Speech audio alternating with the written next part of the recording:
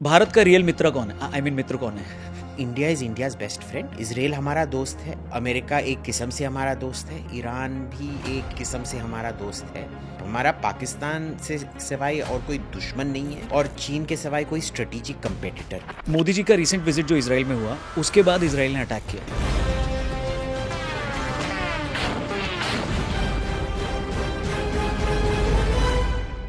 तो इसको public connect कर रहा है कि मोदी जी को मालूम था अटैक होगा। ये इसमें कितना रियलिटी है और कितना तो फिक्शन अगर है? पता था तो क्या, पर अगर मोदी को बताया भी गया तो वो क्या कर सकते थे? क्या आपको लगता है वो कॉल करके बोलेंगे मेरे ब्रदर डोनाल्ड ट्रम्प जरा ये अटैक, डोनाल्ड ट्रम्प जरा रोक दे, और ट्रम्प बोलेगा you know I love you so much, I am gonna stop the attack, very big attack, I am gonna stop it.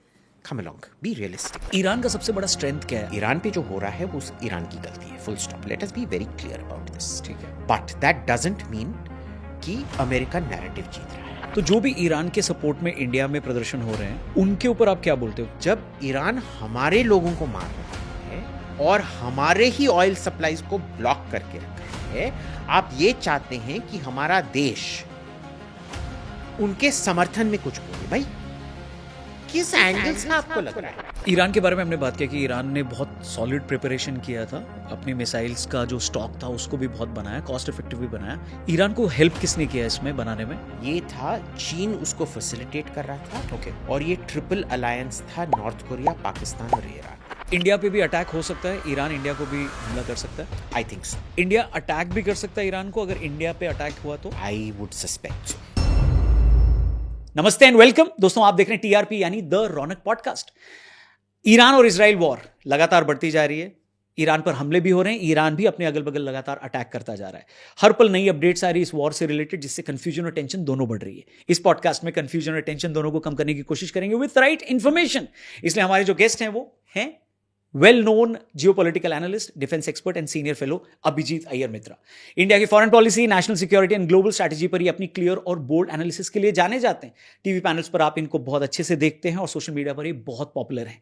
सो आज इनसे बड़े सारे सवालों के जवाब हम लेने वाले हैं, जैसे कि ये वॉर और कितने दिन चलेगी, इस पर इंडिया पर इसका क्या असर पड़ेगा, क्या इंडिया पर भी अटैक हो सकता है, ऑयल रिजर्व्स जिसके बारे में बात हो रही है कि बहुत कम रह गया है, तो क्या भारत को और महंगाई का सामना करना पड़ सकता है, भारत क्या इस वॉर को रुकवाने में अहम भूमिका निभा सकता है। बड़े सारे सवाल हैं। इस पॉडकास्ट को देखते हुए आपके अंदर भी सवाल आएंगे तो उसे कमेंट सेक्शन में जरूर लिखना। शुरू करते हैं इस बातचीत को। प्लीज वेलकम अभिजीत अय्यर मित्रा। नमस्ते। Thank you for having me. Bharat का रियल मित्र कौन है? आई मीन मित्र कौन है? ईरान, इजराइल, अमेरिका या कोई और? देखिए, भारत का मित्र हमेशा भारत ही होगा, क्योंकि जब सेल्फ इंटरेस्ट की बात होती है ना, सब अपना ही देखभाल करते हैं। कोई दूसरों के वजह से खुद को कुर्बान करें, ये इंटरनेशनल रिलेशंस में होता नहीं है। ठीक है ना? तो India is India's best friend. ठीक है, इसराइल हमारा दोस्त है, अमेरिका एक किस्म से हमारा दोस्त है, ईरान भी एक किस्म से हमारा दोस्त है। It's all degrees of friendship. हमारा पाकिस्तान से सिवाय और कोई दुश्मन नहीं है और चीन के सिवाय कोई स्ट्रेटेजिक कंपेटिटर नहीं है। Okay. बाकी सब हमारे दोस्त हैं। पर देखिए, दोस्ती भी ये होती है ना कि वो दोस्त होते हैं, माँ नहीं होती है। माँ अपने बच्चे के लिए खुद अपना जिंदगी भी त्याग देंगी, दोस्त नहीं करेगा बॉस। सो यू नो, ये अपने आप में एक लर्निंग है। It is not only about international relations but personal relations में भी। So it is safe. So international relations basically is an extrapolation of personal relations to a much larger scale. तो उसमें ना कोई ये दो राय नहीं होने चाहिए कि हिंदुस्तान के लिए हिंदुस्तानी ही मरेंगे, कोई विदेशी नहीं मरने वाला है अपन के लिए। मोदी जी का रिसेंट विजिट जो इसराइल में हुआ, उसके बाद इसराइल ने अटैक किया। तो इसको पब्लिक कनेक्ट कर रहा है कि मोदी जी को मालूम था अटैक होगा। ये इसमें कितना रियलिटी है और कितना तो फिक्शन अगर है? पता था तो क्या, तो क्या वो रोक सकते थे? बता सकते थे। अब कैसे पता है? बताया नहीं। इन्हें ईरान को बताया नहीं, मतलब ईरान को बता सकते थे। क्यों ईरान को? देखिए, ये हमारा ईरान के साथ कोई इंटेलिजेंस रिलेशनशिप नहीं है। ओके। इसमें क्या होता है कि अगर कोई एक जर्नलिस्ट होता है, वो बोलेंगे कि सोर्स एकदम सैक्रोसैंक्ट होता है। वो कहानी तभी कर सकते हैं जब उनका सोर्स उन पे पूरा विश्वास कर सके कि वो मेरा नाम कभी नहीं लेगा। ठीक है। तो शायद बीबी ने मोदी को बोला था। There is zero confirmation of it. लोग तो ऐसे बोले जा रहे हैं कि भाई उनको पता है, वो उस मीटिंग में थे जहां बीबी ने खुद बोला, अरे मोदी भाई देख, मैं ना कल परसों इस पे हमला करने वाला। भाई कैसे पता? देखिए, हमारा एक इंटेलिजेंस असेसमेंट था कि हमला होने वाला है, क्योंकि 14 जनवरी को, पहले नवंबर को एक एमईए ने नोटिस जारी की थी, और फिर 14 जनवरी को बहुत सख्त नोटिस जारी की थी कि आप सब उधर से निकलो करके। ईरान से कोई आता। निकला नहीं। हाँ, ईरान से कोई भी नहीं निकला। और फिर अभी टीवी पे आके रो रहे हैं। जैसे यूक्रेन में भी हमने बोला था निकलो, नहीं किया, फिर आके रोएंगे, फिर बोलेंगे अरे तुमने हमको बिजनेस क्लास में नहीं भेजा, हमको इंडिगो में बस 28 इंचेस लेग रूम जो प्रीमियम इकोनॉमी होता है वो नहीं दिया, हमको 22 इंचेस जो इकोनॉमी में होता है वो दे के तुमने निकाला। भाई कोई ये होता है? So we have to understand कि बॉस बहुत लिमिटेड तौर से हमारा इंटेलिजेंस असेसमेंट ने एक असेसमेंट किया था कि ये होने वाला है। ठीक है। कब होने वाला है वो हमको नहीं बताएंगे, हम्म। क्योंकि हमारा इंटेलिजेंस शेयरिंग हमारे ना ही तो इजराइल के साथ ना ही तो अमेरिका के साथ इतना एक घनिष्ठ संबंध है कि आप ऐसे ये ना दोस्त यहाँ पे दोस्ती नहीं होता है, यहाँ पे फॉर्मल अग्रीमेंट होता है। ठीक है। वो बस उतना ही बोलेंगे जितना कि हिंदुस्तान की सिक्योरिटी पे असर पड़े। ठीक है। और देखिए, अब तो हमको पता है कि ना ही तो अमेरिका ना ही तो इजराइल ने कैलकुलेशन करके रखा था कि ईरान पूरे नेबरहुड में इतनी तबाही मचाएगा। उनको पता ही नहीं था। वो तो अब हम सबको, करेक्ट। अभी क्या 4-5 दिन हुए हैं, राइट। सबको पता है कि इजराइल और अमेरिका ने उसके लिए प्रिपेयर नहीं किया था। मैं ये तो ज़रूर बोलूँगा कि अभी जो न्यूज़ निकला है कि 23 को उन्होंने अटैक का निर्णय लिया था, और मोदी के वजह से वो 5 दिन टाला गया, विजिट मोदी का इजराइल। क्योंकि अगर मोदी आते, उनको पता था कि इजराइल पे बैलिस्टिक मिसाइल और ड्रोन हमले होने वाले हैं, और मोदी फिर अपना विजिट कैंसिल कर देते। या अगर मोदी उधर थे और इन्होंने विजिट शुरू किया होता, तो मोदी को कितना पॉलिटिकल एम्बैरेसमेंट होता, और मोदी के सिक्योरिटी को क्या होता कि प्रधानमंत्री उधर हैं जहां बैलिस्टिक मिसाइल गिर रहे हैं। आपको याद होगा कि इमरान खान जब प्रधानमंत्री थे पाकिस्तान के, वो उसी रात को रूस पहुंचे थे जिस रात को रूस ने यूक्रेन पे हमला किया था। और बेचारी की इतनी बुरी तरह से ट्रोलिंग हुई, और वो उसको, वैसे इमरान खान को तो कुछ वैसे भी पता नहीं है, हर चीज़ पे चौंक जाता है। तो वो इतना चौंका हुआ था, और फिर उसको लगा कि भाई मेरे वजह से ही सब कुछ हुआ है, पता नहीं whatever। So I would say guaranteed based on news reports कि ये 5 दिन मोदी की वजह से टाला गया। पर अगर मोदी को बताया भी गया तो वो क्या कर सकते थे? क्या आपको लगता है वो कॉल करके बोलेंगे मेरे ब्रदर डोनाल्ड ट्रम्प जरा ये डोनाल्ड नहीं अटैक, बोलते उनको, डोनाल्ड ट्रम्प जरा रोक दे, और ट्रम्प बोलेगा you know I love you so much, I'm gonna stop the attack, very big attack, I'm gonna stop it, come along, be realistic। तीसरा, मोस्ट लाइकली उन्होंने जितना हम दोनों के देशों के बीच में इंटेलिजेंस शेयरिंग अग्रीमेंट है, उसके तहत थोड़ा बहुत उन्होंने बताया होगा कि भाई देखो हम कुछ तो करने वाले हैं, और उसके तहत हमने वार्निंग जारी कर रखा था। पर क्योंकि उनका भी इंटेलिजेंस असेसमेंट था कि वो ईरान बाकी के गल्फ देशों पे हमला नहीं करेगा, शायद बेसिस पे हमला करेंगे। क्योंकि लास्ट टाइम क्या हुआ था आपको याद है ना, क्योंकि जून जुलाई में जब 25 में, करेक्ट, उन्होंने कतर के अमेरिकन बेस पे एक अटैक किया था, राइट, पर बाकी चीजों पे नहीं किया था। कतर के होटलों पे नहीं किया था, कतर के खुद के डिफेंस इंस्टॉलेशन पे नहीं किया था, यूएई पे नहीं किया था, बहरीन पे नहीं किया था। सो दे थॉट कि भाई शायद जो लास्ट टाइम हुआ था वही इस बार भी हुआ है। प्रॉब्लम क्या था कि इन दोनों ने देशों ने बहुत स्टैटिक सोचा था कि मेरा दुश्मन, मैं चेंज करूंगा अपना टैक्टिक, पर मेरा दुश्मन वैसा का वैसा ही रहेगा, वो नया सोच नहीं लाएगा, नए वेपन्स। ये अमेरिका और इजराइल ने सोचा, और एक किस्म से उन्होंने वही ट्रांसमिट किया होगा कि हमारा असेसमेंट है कि आपका रिस्क ज़्यादा नहीं है, और हमारा भी असेसमेंट होगा कि भाई देखिए प्रॉब्लम क्या होता है ना, हम समझते हैं कि हमारा रैशनैलिटी ही दूसरों का रैशनैलिटी है। राइट। अब एक अमीर बंदे के लिए एक रोल्स रॉयस खरीदना बहुत रैशनल लगता है। उसके पास 100 करोड़ है तो वो 4 करोड़ एक रोल्स रॉयस फैंटम पे लगा देता है, ये तो ठीक है, रैशनल है। बट भाई एक नॉर्मल मिडिल क्लास फैमिली के लिए रोल्स रॉयस लेना पता नहीं कितने साल का अपनी जिंदगी में देख नहीं पाएगा। Correct. जो मारुति एस्प्रेसो खरीदता है, ठीक है ना। सो it is not rational for him. तो हमारे लिए जो ईरान रैशनल ये लगा वो ईरान के लिए रैशनल नहीं था. And these are intelligence assessments go wrong very very often. There is nothing new. इसमें देखिए पता नहीं क्यों स्कैंडल बनाया जा रहा है, पर कोई भी अगर सीरियस प्रैक्टिशनर होगा वो इसको स्कैंडल नहीं बताएगा. ये बस ये जो चार कौड़ी के जर्नलिस्ट होते हैं ना, जो अपने आप को जर्नलिस्ट बोलते हैं, जो पता नहीं कहीं से पैसा लेके नाचते हैं, वही लोग बोलते होंगे major scandal major scandal major scandal. You have to be ideological to believe this nonsense. Fair enough.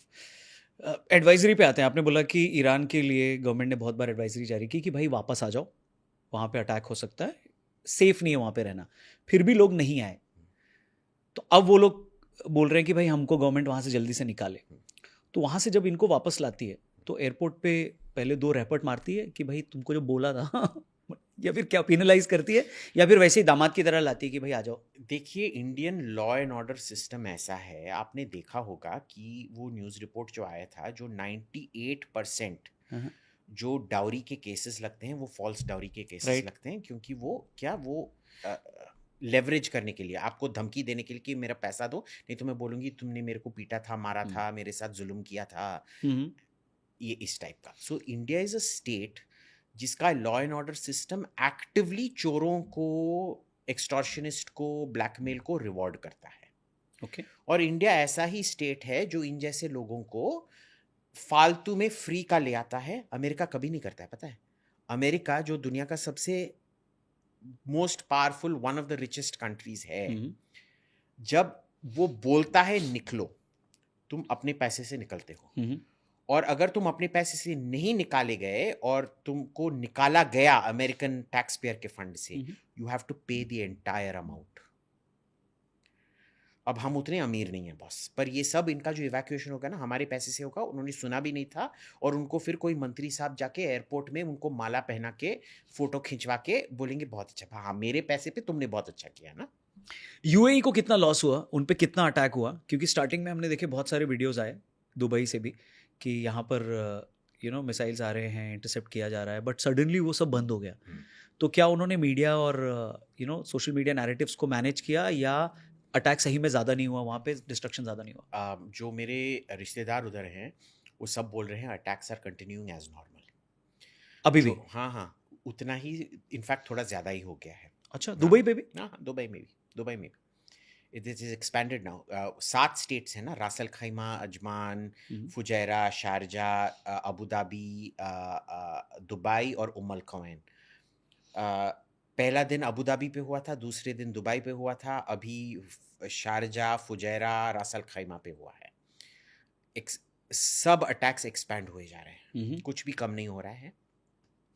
उनका सिविलियन इंफ्रास्ट्रक्चर, दुबई एयरपोर्ट पे अटैक हुआ, अबू धाबी एयरपोर्ट पे अटैक हुआ, आपने देखा कुवैत और बहरीन कतर एयरपोर्ट पे भी अटैक हुआ था. सो ये एक्सपैंड हुए जा रहा है. पर यूएई ने बहुत अच्छा काम किया है कि देखिए हर पॉलिसी में कैरेट और स्टिक होना चाहिए, डंडा होना चाहिए, और थोड़ा नमकीन होना चाहिए और मीठा होना चाहिए. तो जब आप वीडियोस को पब्लिक करेंगे, उसका स्ट्रिक्टली ये बैन कर दिया गया है. वो जो भी एक्स पे या फेसबुक पे शेयर कर रहा है, उनके अकाउंट को सप्रेस किया जा रहा है. ठीक है.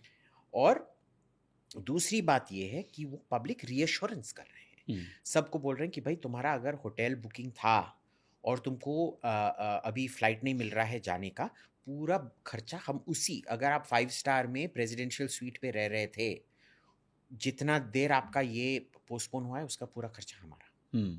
ठीक है, which is very good, that is how a government should operate. तो वो कर रहे हैं, but the attacks are going on uninterrupted. So वहाँ पे जो लोकल्स हैं या जो इंडियंस हैं जो वहाँ पे गए हैं, वो ऐसे वीडियोस बना रहे हैं कि इंडियन मीडिया बहुत ज़्यादा दिखा रहा है कि दुबई पे अटैक हुआ. सो हुआ या नहीं हुआ? मतलब हुआ है.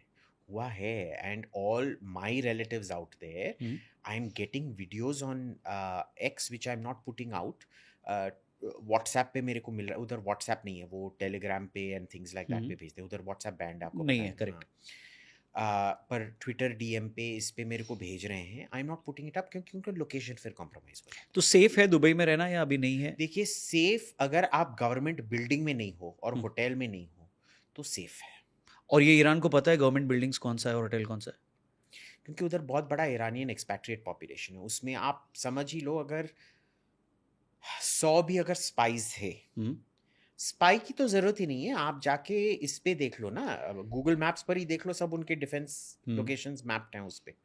तो गूगल मैप से ही पता, सब कुछ पता चल सो पॉसिबिलिटी है कि दुबई पे भी ईरान और बड़ा अटैक कर सकता है। कर सकता है। कल या परसों ही उन्होंने अमेरिकन कॉन्सुलेट जो है दुबई में बहुत बड़ा, उस पर अटैक किया था। बट मीडिया बहुत अच्छे से मैनेज किया दुबई ने, बहुत अच्छे से। गुड। ईरान का सबसे बड़ा स्ट्रेंथ क्या है आज के टाइम में, जहाँ पे एक तरफ बोल रहे हैं कि उनके जो भी पॉलिसी मेकर्स थे या जो भी हेड ऑफ स्टेट थे वो सब मर गए हैं। सो क्या मर गए हैं, और अगर मर गए हैं तो अब भी क्या ईरान के पास कोई स्ट्रेंथ है? तो देखिए, कल रात को यानी कि आज बहुत सुबह उनके जो राष्ट्रपति हैं मसूद पेजेश्कियान, उन्होंने ये ट्वीट किया था कि मैं सब अपने जो राजा महाराजाएं हैं हमारे साइड पे, उनसे क्षमा मांगता हूँ। हम कभी भी इतना एस्केलेट नहीं करना चाहते थे, पर अमेरिका ने हमको मजबूर किया। इससे हमको क्या पता चल जाता है कि उनका कोई कंट्रोल ही नहीं है IRGC पे। ओके। जिसको हम कहते हैं पासदरान, और जो Sepah Pasdaran, all the same thing. और इसमें क्या है कि ये भी है कि हमको उसी से पता चल जाता है कि उनका ईरानियंस ने बहुत सोच समझ के रिडंडेंसी बनाया था कि अगर पूरा लीडरशिप भी खत्म हो जाए, नीचे जो मिलिट्री रिटेलिएशन होना है वो चलते ही रहेगा।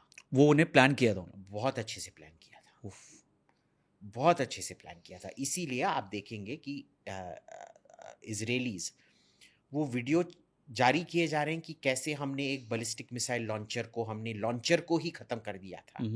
पर फिर आप एक और वीडियो देखिए जिसमें वो उन्होंने ग्राउंड में से बहुत दबाए हुए सॉलिड रॉक में टनल्स बना के उसमें से मिसाइल्स फायर कर रहे हैं सीधे। We didn't think it was possible क्योंकि उसका जो एग्जॉस्ट फ्यूम्स होता है, but they found a system where it is fired from the ground। तो वो कर रहे हैं। और अगर आपको बंकर बस्टर, अब देखिए ये जो मिसाइल है इसका आसान सा एक इकोनॉमिक्स है। जनरली जो बैलिस्टिक मिसाइल होता है वो लगभग 20 times more expensive than a drone. ठीक है। उनका ड्रोन हमको पता है लगभग $10,000 का है। ओके।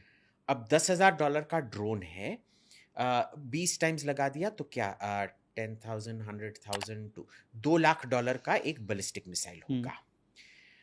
अब क्या 2 लाख का बैलिस्टिक मिसाइल बन सकता है? हाँ, क्योंकि हम देखते हैं हिंदुस्तान में क्या हमने मैक्सिमम 300-400 लगाए होंगे बैलिस्टिक मिसाइल, क्योंकि हमको बस न्यूक्लियर के लिए इस्तेमाल करना है, स्ट्रेटेजिक डिफेंस के लिए।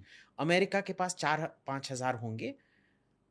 भाई ये लोग 15-20 हज़ार बना रहे हैं, जो इकोनॉमीज ऑफ स्केल होता है ना ईरान का।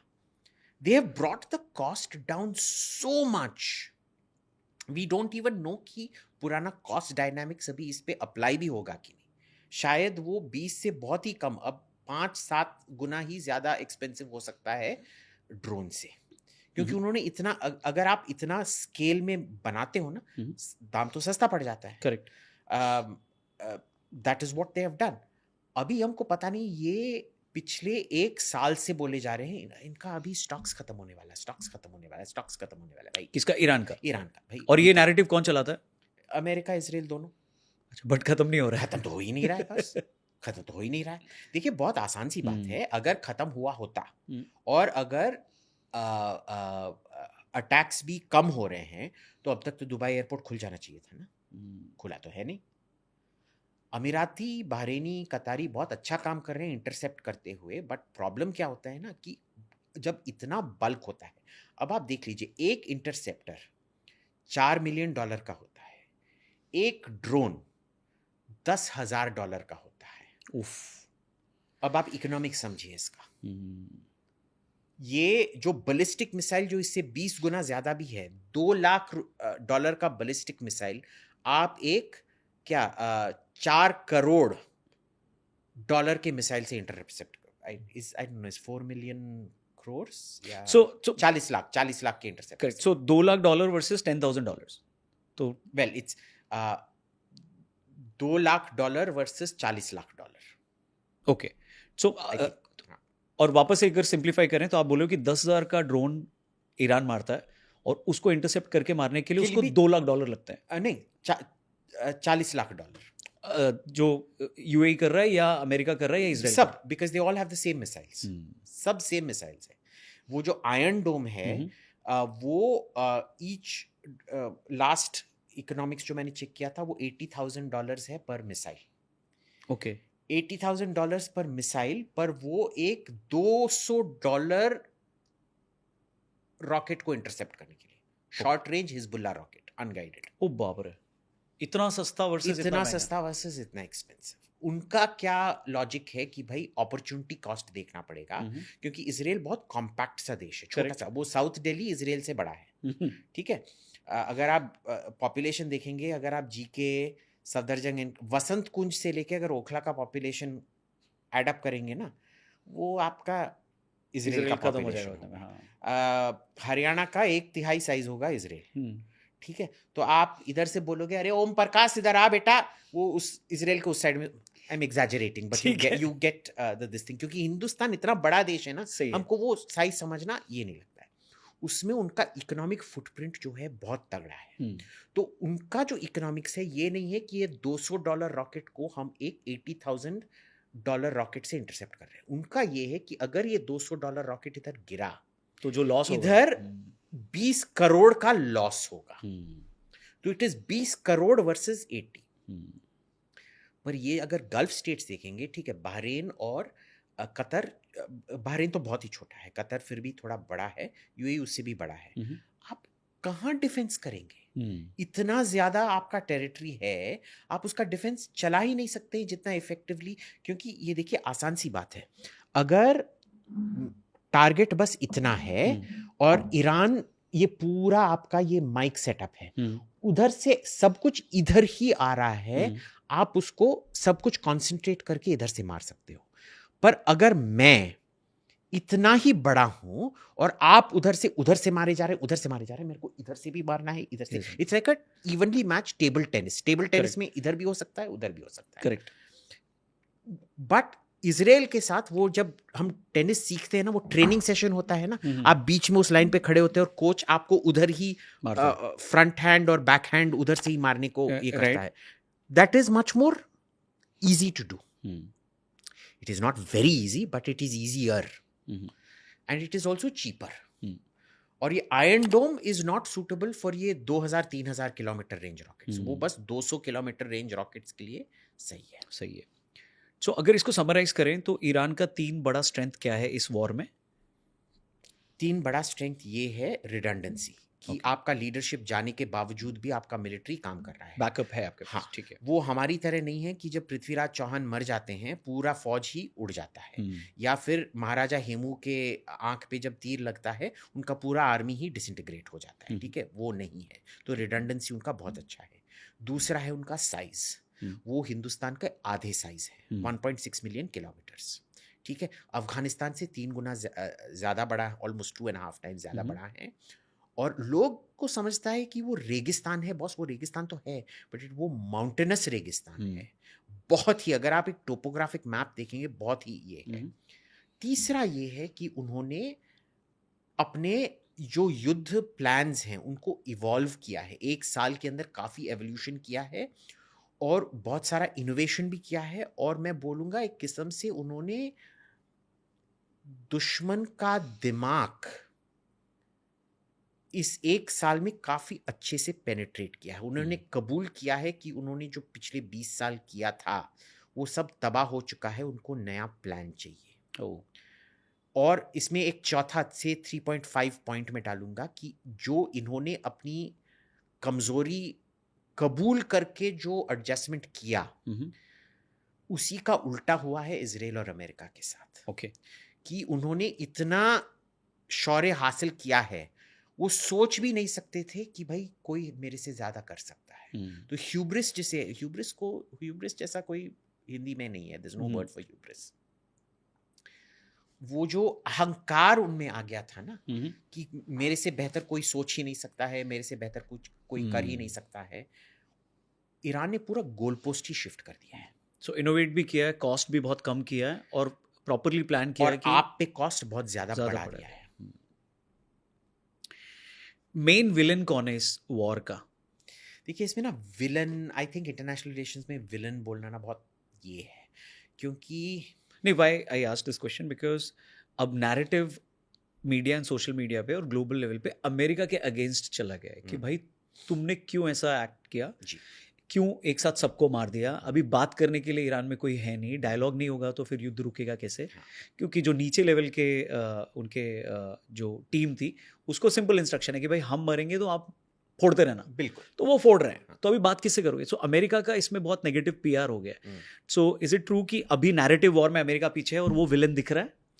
हाँ, आई वुड से दैट, क्योंकि मेरे को ना पिछले वॉर में मेरे को बिन्यामीन नेतन्याहू का, too sorry to use this word, but Binyamin Netanyahu का टट्टू माना जाता था। सब मेरे को अभी भी बोलते हैं तुम तो जायनिस्ट के कुत्ते हो, ये सब मेरे टाइमलाइन पे आपको बहुत मिलेगा।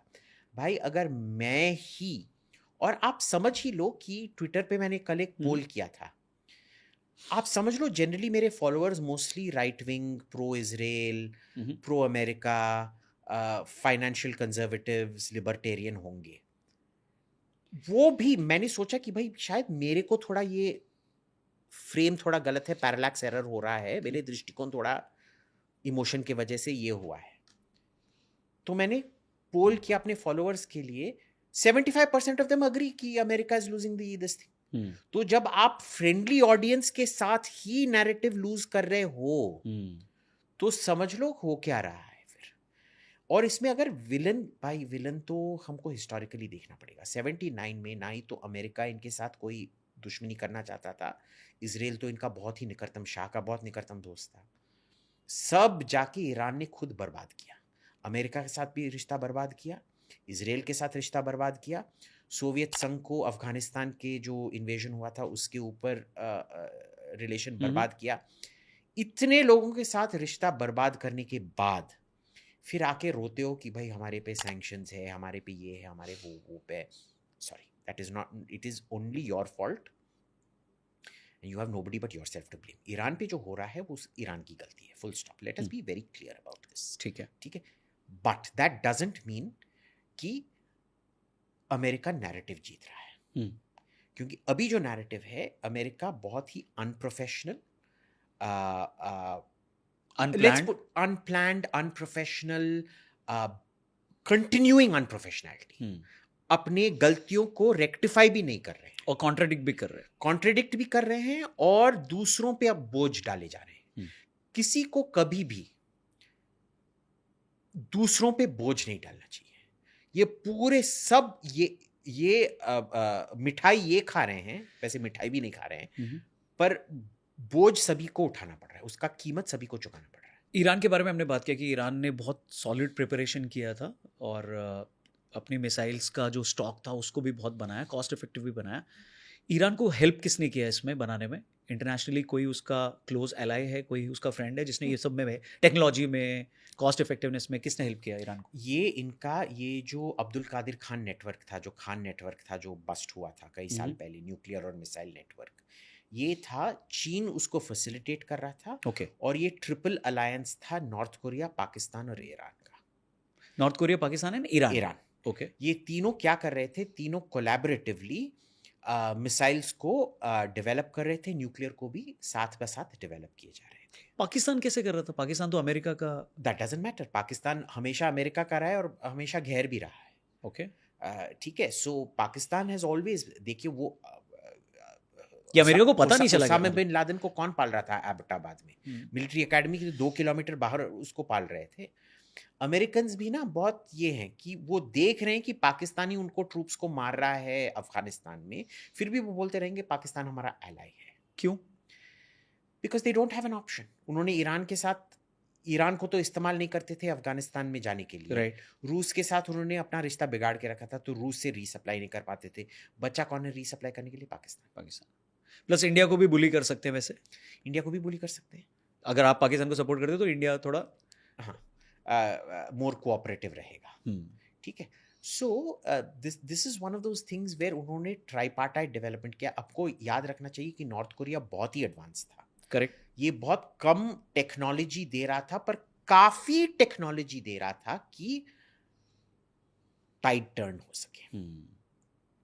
ईरान ने बहुत सोच समझ के ये किया है। और पिछले 1 साल में ईरान को किसने सपोर्ट किया ये स्ट्रैटेजी चेंज पिछले करने एक में? साल में किसी ने एक्चुअली सपोर्ट नहीं किया है, बट उन्होंने उसको फैक्टर इन कर लिया है। उसको पता था आत्मनिर्भर कि भाई आत्मनिर्भर ईरान हो गया आत्मनिर्भर ईरान हो गया।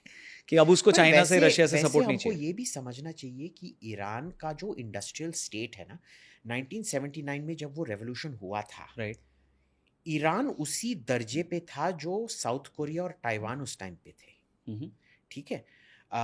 वो इस्लामिक रेवोल्यूशन जो हुआ उसका इंडस्ट्रियलाइजेशन अबॉर्ट हो गया, नहीं तो फिर ईरान आज उसी दर्जे पे होता जो साउथ कोरिया और ताइवान है, उसी टेक्नोलॉजिकल स्टेट पे होता अगर उनका आइसोलेशन ना हुआ होता। तो ईरान बहुत ही डेवलप्ड स्टेट है। हमको ये नहीं सोचना चाहिए कि भाई वो हिंदुस्तान की तरह है। It is not at all, it is actually a very developed country. उनके रोड्स, उनका सिटी प्लानिंग, उनका आर्किटेक्चर बहुत इधर बोलते हैं हमको जाके उधर रोड्स बनाने चाहिए। भाई किसी ने जाके ईरान पे रोड पे ड्राइव किया है? मैंने पूरा शिराज से लेके इस्फहान तक, इस्फहान से लेके तेहरान तक ड्राइव किया है।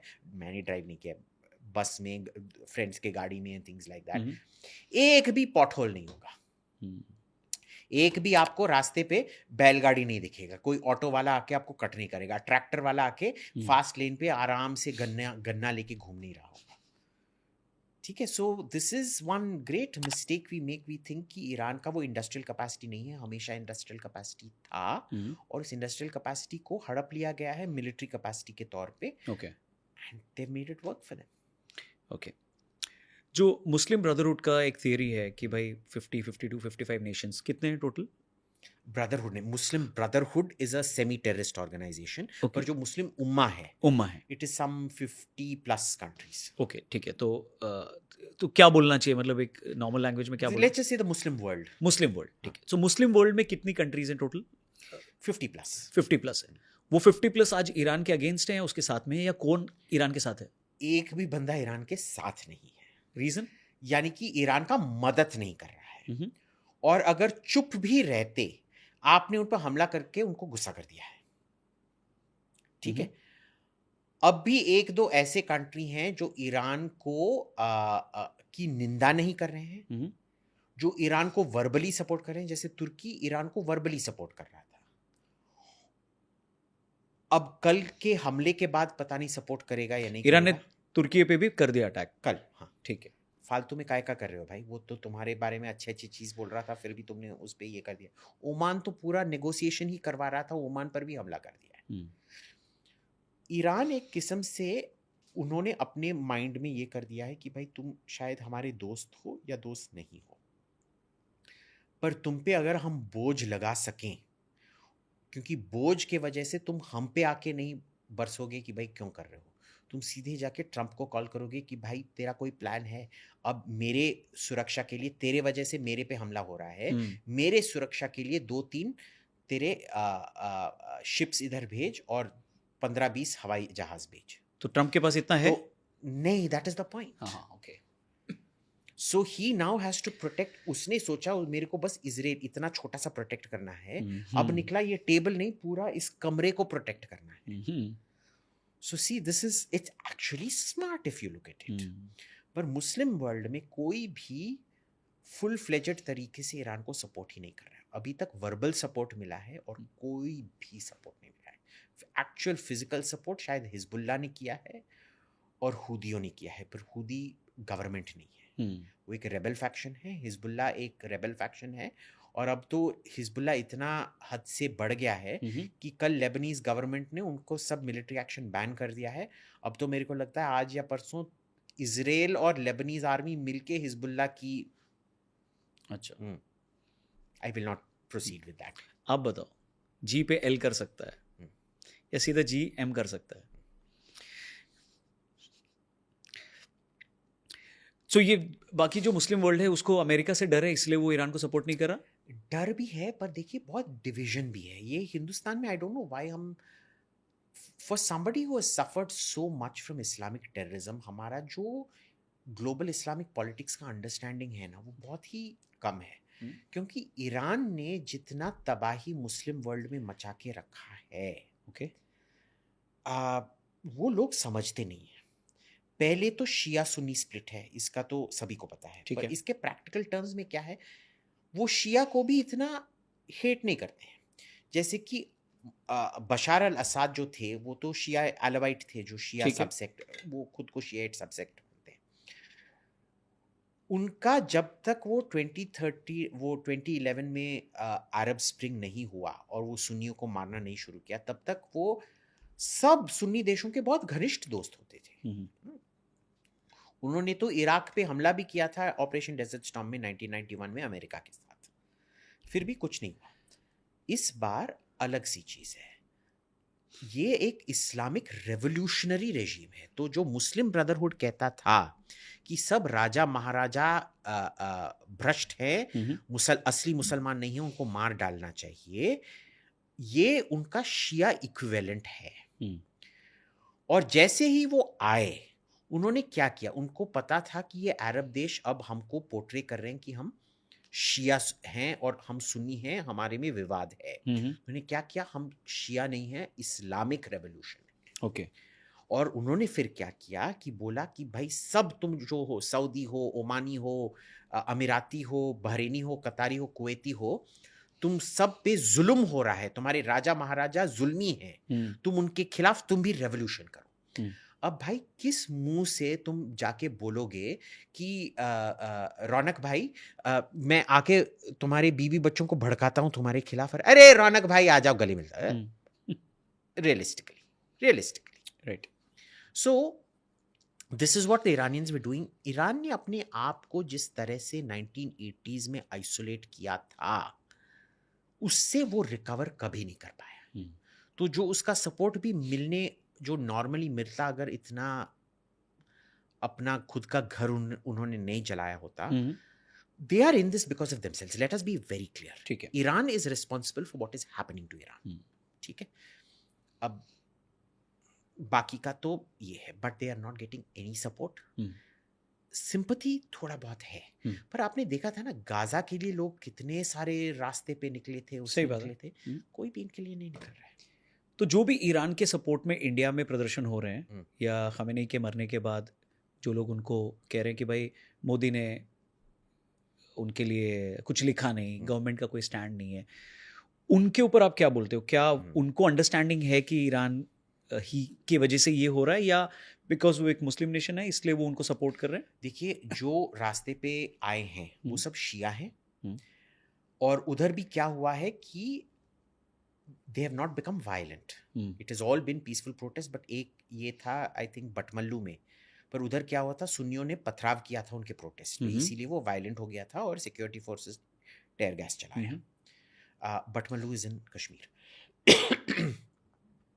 बाकी सब एकदम पीसफुल हुआ है, और वो इसलिए हुआ है क्योंकि शियाज में एक चीज है कि सुन्नीज में इज्तिहाद नाम का कॉन्सेप्ट है। जिहाद जो रूट है, इज्तिहाद, वो पर्सनल जिहाद होता है, जहां आपको हक है कुरान पढ़ने का और उसको खुद अपने ही तरीके से अपने लिए इंटरप्रेट करने का, ओके, और उसका पैगाम भी करने का। शियाओं में ये नहीं है, क्योंकि वो समझते हैं कि भाई कुरान तुम्हारे समझने, हर बंदे के समझने के बस में नहीं है, तुम सबको एक गुरुजी के पास जाना है, गुरुजी से ही सीखना पड़ेगा, और जब तक तुम गुरुजी से सीख के खुद एक गुरुजी बन सकते हो, और उनके गुरुजी अयातोल्ला कहलाते हैं। तो सबको जाके गुरुजी से श्रद्धा करना पड़ेगा। और बहुत सारे, तो हिंदुस्तान में काफी सारे सेक्ट्स हैं शिया के। एक है आगा खानी, जिनको इस्माइली कहते हैं, जो हमारे शहजाद और तहसीन भाई हैं ना, वो आगा खानी है। दूसरे होते हैं दाऊदी बोरा, जो सैयदना जी हैं मुंबई में जो रहते हैं, जिनसे मोदी जी मिलते रहते हैं, और वो अपने सपोर्टर्स को भी बोलते हैं मोदी को ही वोट करोगे। वैसे आगा खानी भी मोदी के लिए वोट करते हैं। तीसरे हैं ये उसूली Jafari, they call the 12ers, क्योंकि उनके 12 इमाम थे। 12 जफारी, जो ईरान का डिनोमिनेशन है, जो हैदराबाद में काफ़ी है, लखनऊ में ज़्यादा है, सबसे ज़्यादा कारगिल में है। ओके, ठीक है। वो अयतुल्ला खामेनी को ही मानते हैं, पर उनमें से भी कई हैं जो अयतुल्ला मुंतज़ेरी को अपना ये मानते हैं। वो अयतुल्ला खामेनी के लिए आके प्रोटेस्ट नहीं करेंगे, क्योंकि उनके गुरुदेव हैं अयतुल्ला मुंतज़ेरी। पर कई ऐसे 12वीं जफारी हैं, उसूली जफारी, जिनके लिए अयतुल्ला खामेनी उनके गुरुजी थे। ठीक है। तो उनका गुस्सा है कि हमारे गुरुजी को आपने मार डाला। ठीक है? ठीक है। तो ये एक रिलीजियस गुस्सा है, ये कोई ट्रांसनेशनल गुस्सा नहीं है। गाजा ट्रांसनेशनल गुस्सा है, ठीक है। ये एक रिलीजियस गुस्सा है। वो भी आप मान सकते हो एक किस्म से रिलीजियस भी है, पर वो पॉलिटिकली भी थोड़ा ये है। Fair enough. This is a very different kind of protest. ये पीसफुल प्रोटेस्ट है और इसमें कोई अलार्म की बात नहीं। In fact we should feel quite proud that Indian Shias come out. They have complete freedom to protest. Okay. उनका हर प्रोटेस्ट को पाकिस्तान में टेयर गैस से, डंडा से, गोली से लोग मारे गए थे। इधर एक प्रोटेस्ट के सिवाय जो बटमल्लू में सुन्नियों ने पथराव किया था, उसके सिवाय बाकी सब के सब प्रोटेस्ट, ना ही तो टेयर गैस चला, ना ही तो कोई आर्ग्यूमेंट हुआ, ना ही तो पुलिस से कोई बहस वहस हुआ। सब कुछ एक पीसफुली गया, क्योंकि एक शिया समुदाय जो इधर हिंदुस्तान में है बहुत ही हाई डिस्पोजेबल इनकम समुदाय है और बहुत ही एक प्रोग्रेसिव तो नहीं बोलूंगा, बट वो ये जुलूस रायटबाजी नहीं करते। नहीं करते। सो एक आध केस जहाँ पे आता है, जहाँ पे एक आध वायरल होती है फुटेज, वो एक मैडम ने बोला कि मुझे ईरान भेज दो, मेरे को ईरान के सपोर्ट में मैं नेतन्याहू और ट्रंप को मैं मार दूंगी types. So that is possible, मतलब वो ठीक है इतना। तो उसको देखिए ये ना वो पूरे कम्युनिटी पे एक्सट्रैपुलेट करना थोड़ा ये होता है, क्योंकि आपको जैसे कहते हैं ना कि Hindutva, Modi is anti Muslim, they want to kill all Muslims. अब आप बोलेंगे कि भाई हमको पता है कि दे आर नॉट। हमारे म्यूचुअल फ्रेंड आनंद रंगनाथन बोलते रहते हैं कि there is been no more, he says it very sarcastically, of course I say it with great pride, that nobody has done more to help Muslims than Modi has. Correct. But अगर आप रास्ते पे जाके कोई एक तिलक वाले से पूछेंगे भैया आप क्या मुसलमानों को मारना चाहते हैं, आपको एक बंदा, 100 में से एक बंदा मिलेगा जो अरफा खानूम जी करते हैं ना, she finds that one person who will say हाँ मुसलमानों को अभी मार डालना चाहिए, और फिर बोलते देखिए ये सब ये पूरा हिंदुत्व का यही साजिश है। ये बंदा बहुत उसूलवादी है, इसने लाउडली बोल दिया जो बोलना नहीं था। ठीक है, so we should never get into that trap. ऐसे बहुत सारे होंगे जो बोलेंगे कि भाई मेरे को जाके मरना है, शहीद होना है, ठीक है, okay fine, that doesn't mark a whole community. अगर पूरा कम्युनिटी मुड़ा हुआ होता ना तो अभी सिविल वॉर हुआ होता। So okay, it's not like that. ठीक है। इंडिया पे भी अटैक हो सकता है, ईरान इंडिया को भी हमला कर सकता है। आई थिंक सो क्योंकि कल जो ये ईरानियन शिप दीना पे जो श्रीलंकन कोस्ट के बाद हुआ था, मैंने सोचा था वो मुंबई में था, it was actually in Visakhapatnam, जो मिलन एक्सरसाइज था। करेक्ट, मिलन या मिलाप, अभी 2 हफ्ते पहले ही था वो। 2 हफ्ते पहले ही था, and it was selling back. हाँ, अब अमेरिकन सबमरीन ने आके उन पे एक टॉर्पीडो हमला किया है। वो सबमरीन कहाँ था? इंडियन ओशन में था। इंडियन ओशन में। सो वो कहाँ प्लेस्ड है? ऑफ कोर्स इंडियन हाँ, इंटेलिजेंस को तो पता ही है। शायद इसमें भी शायद है। शायद you know detecting submarines is very difficult. Okay, very very difficult, क्योंकि जो सोनार है, पहले तो हम एक्टिव सोनार कभी इस्तेमाल नहीं करते हैं, पैसिव सोनार में भी एक सबमरीन को डिटेक्ट करना ऑलमोस्ट, एक सबमरीन को डिटेक्ट करने में ना 1 हफ्ता लग जाएगा। 10-15 शिप्स, एयरक्राफ्ट कॉन्सेंट्रेटेड तरीके से जब ये करेंगे तब पता तो बहुत रिसोर्सेज लग जाएंगे उसमें। बहुत रिसोर्सेज लग जाता है, और फिर भी पता नहीं चलेगा, हो सकता है वो कोर्स चेंज करके कहीं और चला गया। सो टॉर्पीडो से ही अटैक किया होता। टॉर्पीडो से उन्होंने अब वो विजुअल अभी पब्लिक कर दिया है कि कैसे उन्होंने पेरिस्कोप पे लगा के वो World War II मूवी की तरह ठीक जाके वो ये, and it's too close to India, like 400 kilometres only. हाँ, but it's only 85 kilometres off the coast of Galle in Sri Lanka. Correct, उसे गॉल कहते हैं, मैं तो उसे गॉल लोकल इसे गल्ले कहता हूँ, क्योंकि लोकल लोग उसे गल्ले कहते थे। अब सब गॉल बोलना। मैंने अभी I was in Sri Lanka last month, तो मैंने उसको बोला गाले, हम लोग कहाँ जा रहे हैं next month, we are going to Galle. तो बोला गाले, तो वो हंसने लगा, बोला गाल गॉल होता है यार, गॉल। सो तो इंडिया पे भी अटैक आप कह रहे हो। अब इसमें प्रॉब्लम क्या है कि जो हम दोनों, अमेरिका और भारत के बीच में एक अग्रीमेंट है, लेमोआ, लॉजिस्टिक्स समथिंग, यानी कि उनके जो जहाज हैं, जहाज पनडुब्बी सब कुछ आके हमारे पोर्ट्स में रिफ्यूलिंग कर सकते हैं, मेंटेनेंस कर सकते हैं, रिपेयर कर सकते हैं, शोर लीव लेके इधर लोकल मॉल में बिरयानी खाने, कबाब खाने जा सकते हैं। अब प्रॉब्लम क्या है उसमें कि अगर उन्होंने अमेरिकन इंस्टॉलेशंस पे गल्फ पे अटैक किया है, वो क्यों नहीं अमेरिकन बोट्स पे, हिंदुस्तानी पोर्ट्स पे नहीं अटैक करेंगे, है ना? this has become a problem for us. I have a feeling अभी का 50-50% चांस है कि अटैक करेंगे इंडिया पे। सो अगर ईरान इंडिया पे अटैक करता है तो क्या इंडिया उसका जवाब देगा, या अमेरिका को बोलेगा कि भाई क्या करवा रहा है तू? पहले तो हम अमेरिका पब्लिक में तो हम उसकी निंदा करेंगे। हाँ। दूसरा हम अमेरिका को बोलेंगे भाई ये तेरे वजह से हो रहा है, तूने नहीं सोचा था, अब तू ये इधर लाया था, पहले तो वो हम पे हमला नहीं कर रहा था, पर तूने जाके अभी गाले में जो गाले में जो किया है तूने ही हम पे निशाना बनाया है। हाँ। The Iranian foreign minister is coming for Raisina right now. ORF has made preparations to get him out. And the deputy foreign minister, I think. So he is going to most probably be at Raisina if they successfully manage to get him out.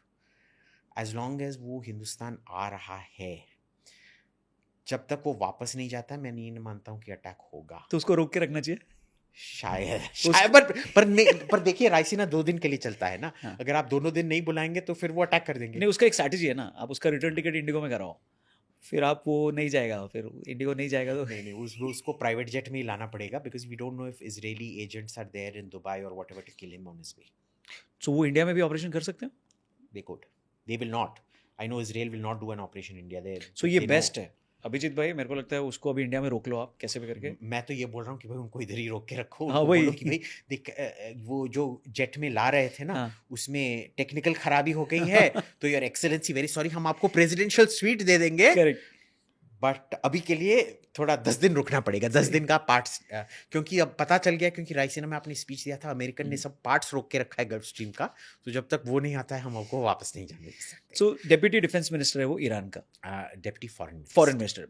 So was he a part of that group? Obviously Khamenei की से ideology से वो believe करता था, वो ये बोल सकते हैं उसको, तो अगर वो वहां जाएगा तो उसकी जान को खतरा है if he is going back. उसके वापस जाने में Israel will kill him. Okay, क्योंकि सब लीडर्स उनके टारगेट लिस्ट में हैं, ठीक है, इसीलिए लॉजिस्टिक्स प्रॉब्लम हो रहा है। So it's a 50-50 chance. अब इसमें क्या है, आप देख लीजिए, सब क्रिटिसाइज कर रहे हैं मोदी को कि आपने क्यों कंडेम नहीं किया। भाई देखो, ईरान में परमानेंट रेजिडेंट्स ऑफ इंडिया 8 से 9 हज़ार हैं, ठीक है, गल्फ में बस 1 करोड़ है। ईरान हमारे लोगों पे हमला कर रहा है, अब तक क्या 4-5 हिंदुस्तानी मर चुके हैं ईरानियन हमले में। एक परसों मरा था, एक ओमान कोस्ट के शिप में, 2 कल मरे हैं, सेलर्स मरे हैं, तो तीनों ही सेलर्स थे। हाँ। एक बंदा ग्राउंड पे कहीं मारा गया है। जब ईरान हमारे लोगों को मार रहा है और हमारे 1 करोड़ पॉपुलेशन को अटैक कर रहा है और उनको हॉस्टेज बना के रखा है और हमारे ही ऑयल सप्लाईज को ब्लॉक करके रखा है, आप ये चाहते हैं कि हमारा देश उनके समर्थन में कुछ बोले? भाई किस एंगल से आपको लग रहा है? ये तो बोलना है, ये वो मनुवादी पिक्चर की तरह है कि जब पतिदेव अपनी बीवी को पीटते रहता है और उसका काला आंख देता है, सती सावित्री आके टीवी पे बोलेगी ये सिंदूर मेरे पति का प्यार का चिन्ह नहीं है, यही मेरा पति का प्यार का चिन्ह है। तो आपको इसको देखिए, मैंने अगर एकता कपूर जी देख रही हैं, देखें, मैं आपके रिग्रेसिव डायलॉग्स में बहुत अच्छा लिख सकता हूँ, पर आपको इसको मनुवादी क्यों बोल रहे हो? आप इसको मनुवादी वर्ड हटा के भी बोल सकते हैं। ठीक है, whatever you want to put, but मनुवादी is generally associated. I don't like the Manu शास्त्र. It is quite regressive, by the way. फिर डिबेट हो जाएगा। अभी आप मेरे गेस्ट हो, मेरे को आपके साथ डिबेट नहीं करना है। अच्छा, ठीक है। So then let us put it this way. You can cut this part out. देखिए, ये उस टाइप का रिग्रेसिव लोग हैं, जैसे हमारी बहन एकता कपूर हैं, जो बहुत ही ये कैसे उनके मेलोड्रामेटिक। हाँ, मेलोड्रामेटिक छोड़ो, ठीक है। उधर ना वो सती सावित्री होंगे जिनके पति उनको पीटते जाएंगे, फिर भी वो पति को सपोर्ट करेगी, पति को सपोर्ट करेगी और बोलेगी जो काला आंख उसका है, ये सिंदूर मेरा सुहाग का चिन्ह नहीं है, यही मेरा असली सुहाग है। तो अगर इंडिया ईरान को सपोर्ट करता है तो ये वैसे ही बिहेवियर होगा। हाँ, Ekta Kapoor ji, this is an audition by the way to write for your programme. हाँ, सो ये उस टाइप का ये चाहते हैं boss. Make up your mind. Correct. India attack भी कर सकता है ईरान को, अगर इंडिया पे अटैक हुआ तो इसके चांसेस हैं?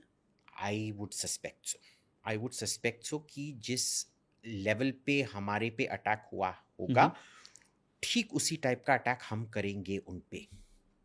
अच्छा, I suspect, yes. देखिए, ये हम उस जमाने की इंडिया नहीं रहे जहां 10 बार सोचना पड़ता है। इस बार जब हमारे पे अटैक होता है ना, we give it back, we give it back with interest.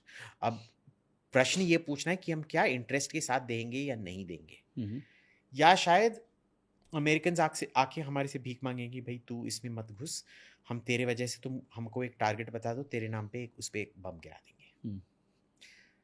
But I think India will want the right to respond itself, but I don't think, जैसे मैंने बोला 50-50 चांस है कि ईरान हमला करे या ना करे। इंडिया के ऑयल रिजर्व पे बहुत बात हो रहा है कि 20-25 दिन का ही तेल बचा हुआ है। अगर ये सही है तो क्या ये इंडिया के लिए कंसर्न है या मैनेजेबल है? ये देखिए, हमारे पास हमेशा 20-25 डेज का होता है।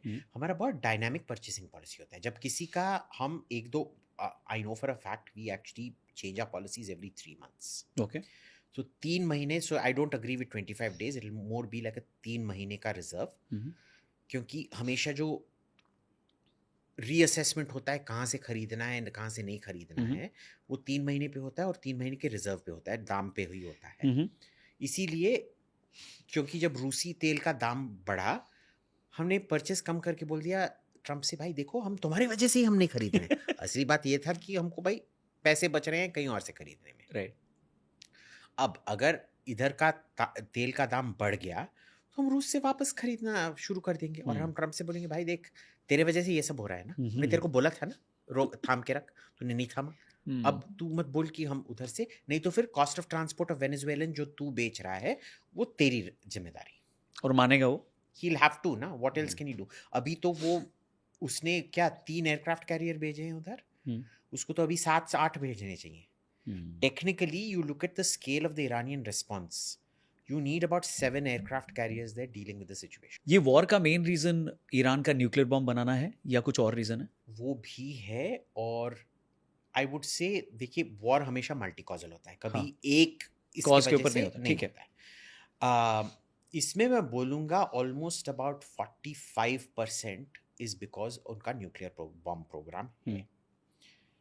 इसमें बाकी भी चीज़ें हैं कि आपने कैसे हिजबुल्ला को सपोर्ट किया, कैसे हमास को सपोर्ट किया, कैसे इजरायली इंटरनेशनल टारगेट्स पे आपने ये आतंकवादियों से अटैक करवाए हैं, अमेरिकन इंटरनेशनल टारगेट से आपने आतंकवादी से अटैक करवाए हैं।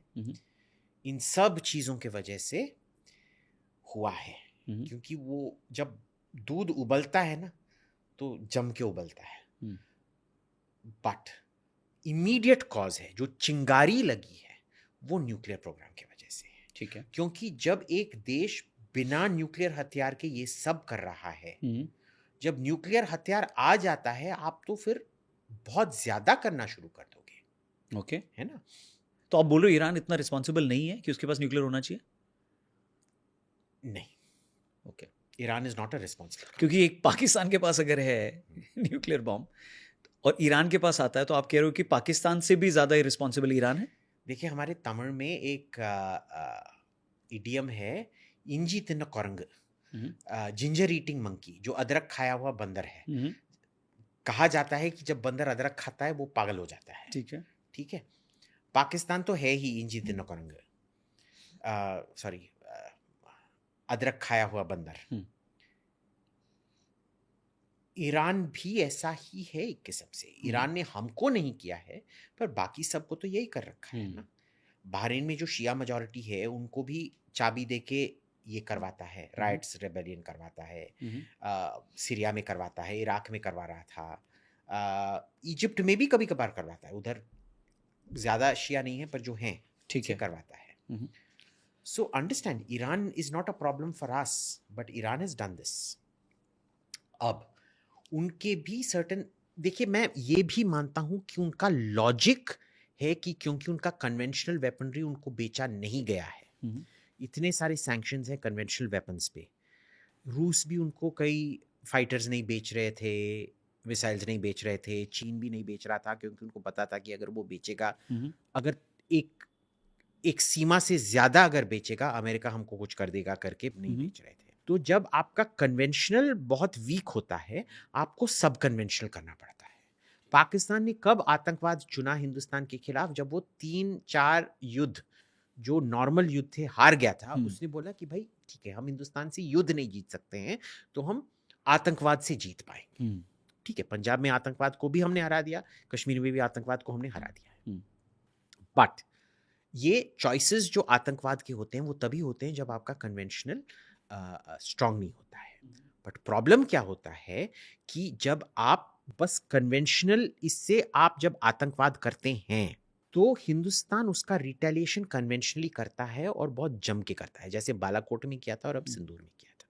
इसको रोकने के लिए आपको फिर परमाणु हथियार की जरूरत पड़ती है, क्योंकि उसके बाद आप पे हमला नहीं हो सकता। वैसे ये रूल को हिंदुस्तान ने तो तोड़ा ही है, बालाकोट के टाइम भी और सिंदूर के टाइम भी। पर वेस्ट में ये जो डिटरेंस का जो न्यूक्लियर डिटरेंस का जो एक वहम है वो एक किस्म से वहम ही है। यानी कि आप 100 रुपए का नोट देखोगे, उसका एक्चुअल वैल्यू 20 पैसे भी नहीं होगा एक नोट को छपाने के लिए, पर आप मानते हो कि उसका 100 रुपए का वैल्यू है। वैसे ही न्यूक्लियर डिटरेंस का एक वहम है। हमने हिंदुस्तान में उसको तोड़ के रखा है, पर वेस्ट, चाइना, रशिया में एक इंटरेस्ट है कि उस वहम को ना तोड़ा जाए। तो सब उसी रूल्स के तहत फिर वो ऑपरेट करते हैं उस वहम को कायम रखने के लिए। And that is why I would say I can understand क्यों ईरान आतंकवाद अपनाया, बट मैं मानूंगा जो हुआ है वो शायद आतंकवाद से ज्यादा, और उसका जो चिंगारी है वो न्यूक्लियर। और जब भी ईरान ने कोई भी डील साइन किया है वो उस पर हमेशा चीटिंग करते ही रहता है। अनडिक्लेयर्ड फैसिलिटीज, अनडिक्लेयर्ड एनरिचमेंट करते ही बिना शर्म के करते रहता है। तो जब देखिए, अगर एक बंदा झूठ बोले जाए आप उसके फिर वचन पे तो आप बिलीव नहीं कर सकते। करेक्ट। ईरान में अभी मेन आदमी कौन है जो जिंदा भी है और वो डिसीजन भी ले रहा है? कोई आइडिया इसका? No idea. हमको बस ये पता है कि पेजेश्कियान जो राष्ट्रपति है वो नहीं है। नहीं मतलब एज इन उसका he is not the main guy, he is not calling the shots. वो तो हमेशा से वो एक किस्म से हमेशा मुखौटा ही था। उसके कोई पावर्स हैं पर वो एक किस्म से मुखौटा ही है, शहबाज शरीफ की तरह। हाँ, शहबाज शरीफ की तरह। Exactly that is exactly what he. उस असली पावर उधर आसिम मुनीर के पास है।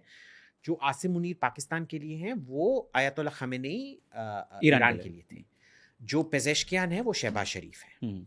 अब प्रॉब्लम क्या है कि आपने आसिम मुनीर को हटा दिया है, सॉरी मुनीर को खामेनेई को हटा दिया है। या मैं पाकिस्तानी दृष्टिकोण से बताता हूँ क्योंकि वो हिंदुस्तानी को बेहतर समझ में आएगा। करेक्ट। आपने आसिम मुनीर को हटा दिया है। अब डिसीजन कौन लेता है आसिम मुनीर के रिप्लेसमेंट के लिए? कोर कमांडर, जो 11 कोर कमांडर है। 11 कोर कमांडर हैं, वो इतने डरे पड़े हुए हैं, वो मिल ही नहीं रहे हैं नए इसको इलेक्ट करने के लिए, क्योंकि अगर वो मिले इजराइल को पता चल जाएगा और उस मीटिंग पर बॉम्ब लगा देगा। अच्छा। और आपके खानदान को भी शायद खत्म कर देगा। तो वो मिल ही नहीं रहे हैं, तो एक नया सुप्रीम लीडर इलेक्ट ही नहीं हो रहा है। तो उन्होंने फिर रूल बदला है कि भाई हम जो 88 असेंबली ऑफ एक्सपर्ट्स है, विद्वानों का विद्वान सभा, हाँ, विद्वान सभा, वो हम वीडियो वोटिंग करेंगे। ओके। बट टर्न्स आउट कि उसमें भी वो डरे पड़े हैं, क्योंकि वीडियो आपको वाईफाई पे कनेक्ट करना है।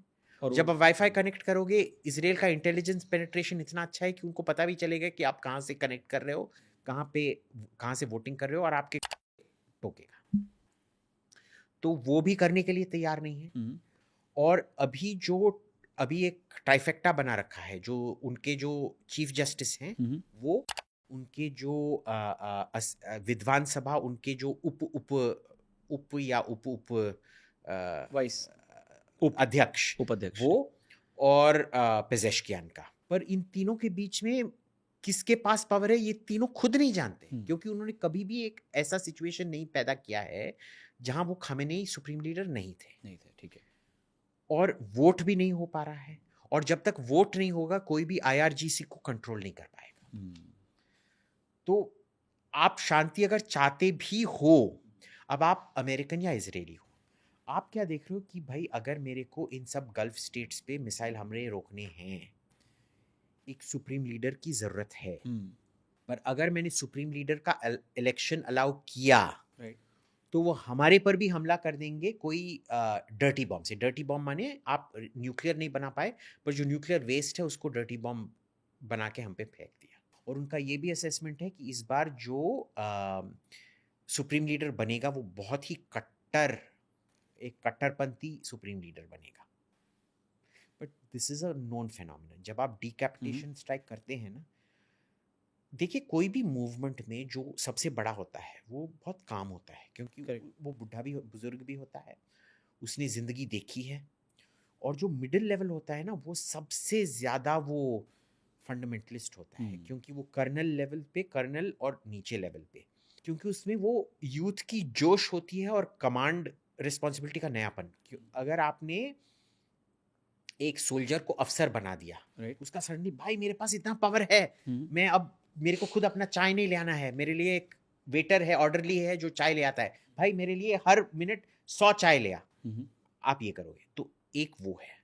दूसरा ये उसका कट्टरपना भी ज्यादा है। So the you know the toxicity of power, sudden power combined with fundamentalism, very dangerous combination. और आपको लगता है वो बंदा आइडेंटिफाई किया होगा उन्होंने, क्योंकि यूएस में एक टर्म है डेजिग्नेटेड सर्वाइवर, यूएस में एक टर्म है designated survivor. I am sure इधर एक डेजिग्नेटेड लीडरशिप चेन था, पर किसी को बताया नहीं गया था, क्योंकि उनको पता नहीं था कि कौन इजराइल का स्पाई है, कौन इजराइल का स्पाई नहीं है। तो कि अगर वो designated survivor, designated chain of command अगर किसी को बताते, वो सीधे इजराइल को, they were literally handing the intelligence over to Israel. So यही होता है, this is the genius of Israeli intelligence penetration, कि आप खुद अपनी परछाई को भी आप ट्रस्ट नहीं कर सकते, कि आपका परछाई ही एक इजरायली स्पाई होगा। तो उनके पास रिडंडेंसी था एक किस्म से, जो IRGC का जो रिडंडेंसी मैंने डिस्क्राइब किया वो तो हो गया, पर जो लीडरशिप का जो रिडंडेंसी था वो एकदम स्थगित हो गया। सो इजराइल का इंटेलिजेंस ने जो ट्रैप किया या फॉलो किया खमेनी को, इस पे क्या स्टोरी है या क्या अभी फैक्ट्स आ रहे हैं कि कैसे उन्होंने पकड़ा, आइडेंटिफाई किया, फिर एक ही जगह अटैक किया और सब मर गए? What's the story? तो एक किस्म से I think Khamenei had also given up in a way, he new कि वो मरने वाले थे। ओके. क्योंकि अभी जो उनके जो कमांडर हैं हातमी, उन्होंने बोल रखा है कि मैंने पिछले साल में बहुत बार उनसे प्राइवेट में मीटिंग की थी, और उन्होंने बोला था अगली बार तो मैं शहीद होने वाला हूँ, मैं शहादत की अपेक्षा करता हूँ, और जब आएगा मैं उसको कबूल कर लूँगा। ओके. और उनको उनकी इच्छा मिल गई है। So he was expecting it in a way. तो जब वो डिसेप्शन किए जा रहे थे कि कमांडर्स मीटिंग हम टालेंगे, क्योंकि ये जनवरी से एक्सपेक्ट किए जा रहे हैं, ठीक है, कि उन पे हमला होगा, पर आप कितना अपनी जिंदगी को कितनी बार आप टाल के रखोगे? एक टाइम ऐसे आएगा कि आप बोलोगे कि भाई अब काफी हो गया है, 2 महीने से तो किया नहीं है, अभी टॉक्स हो रहे हैं, चलो अब मिलते हैं कमांडर से। तो सब कमांडर मिले उधर, 5-6 कमांडर, सब नहीं 5-6 मिले, और जैसे ही वो कमांडर खामेनी के साथ मिले, इजराइल को अच्छा इससे ज़्यादा बड़ा टारगेट हमको नहीं मिलने वाला है, क्योंकि वॉर में एक इकोनॉमी ऑफ एफर्ट भी होता है। अगर आप एक बंदे को $1 मिलियन बम से मार सकते हैं, आप नहीं मारेंगे, आप इंतज़ार करेंगे जब 10-15 कमांडर आ जाएं, फिर टोटल कॉस्ट उसका एक सी economics, everything is economics, everything is economics. तो जब वो 5 कमांडर मिले, 5 बड़े कमांडर खामेनी से मिले, तो इसका पैसा वसूली हो गया इस बम का। 30 bomb, I think they put 30 bombs on the compound, something like that, I don't know the number. तो वो deep penetration bunker buster bombs लगा के उसको फिर मार डाला। He broke cover, but I think वो एक किस्म से मेंटली उन्होंने भी निर्णय ले लिया था, भाई मेरे जाने का टाइम हो गया। और इसमें कितना टाइम मिला होगा इसराइल को? इसका कोई हमारे पास न्यूज़ है कि भाई 40-50 मिनट कि अच्छा 40 मिनट पहले मालूम पड़ा कि ये लोग मिले हैं, और 40-50 मिनट्स में एक्ट किया उसने? हाँ, हैक नहीं किया, आई मीन एक्ट किया, मतलब एक्ट किया, हाँ। हाँ. क्योंकि उनका से सुपरसोनिक फ्लाइट टाइम, अगर अज्यूम कर लो कि पूरा फ्लाइट सुपरसोनिक था, say 1.5 times the speed of sound, it would have taken about 40 minutes to an hour to get to the location. शायद उन्होंने मीटिंग को भी बहुत देर जारी रखा, सो उस टाइम में वो उधर आ गए, या तो फिर planes already Iraq air space के ऊपर थी जिनको ये मिला, और वो जाके, क्योंकि मीटिंग के प्रेपरेशन में भी उनको वार्निंग मिला होगा ना कि भाई खामेनी साहब आपको बुला रहे हैं, फ़ोन टिंग टिंग, खामेनी साहब बुला रहे हैं, कितने बजे? 8 बजे। तो उनका शायद उसमें काफ़ी लीड इन टाइम भी मिला होगा। खामेनी की डेड बॉडी किसी ने देखी है, मिली है, वो दुनिया के सामने आई है या आएगी, इस पे कोई न्यूज़? पब्लिक नहीं करेंगे, बट फोटो हैं, वो फोटो नेतन्याहू को भी दिखाए गए हैं और ट्रंप को भी दिखाए गए हैं। तो आप देख लीजिए कितना इंटेलिजेंस पेनिट्रेशन है कि या तो खामेनी के कॉम्पाउंड में ही एक बंदा है जो इजराइल को इन्फॉर्मेशन दे रहा है, या जो फायर रेस्क्यू टीम आया था उसमें एक बंदा है जिसने जब वो बॉडी निकाला गया था उसका फोटो लिया था।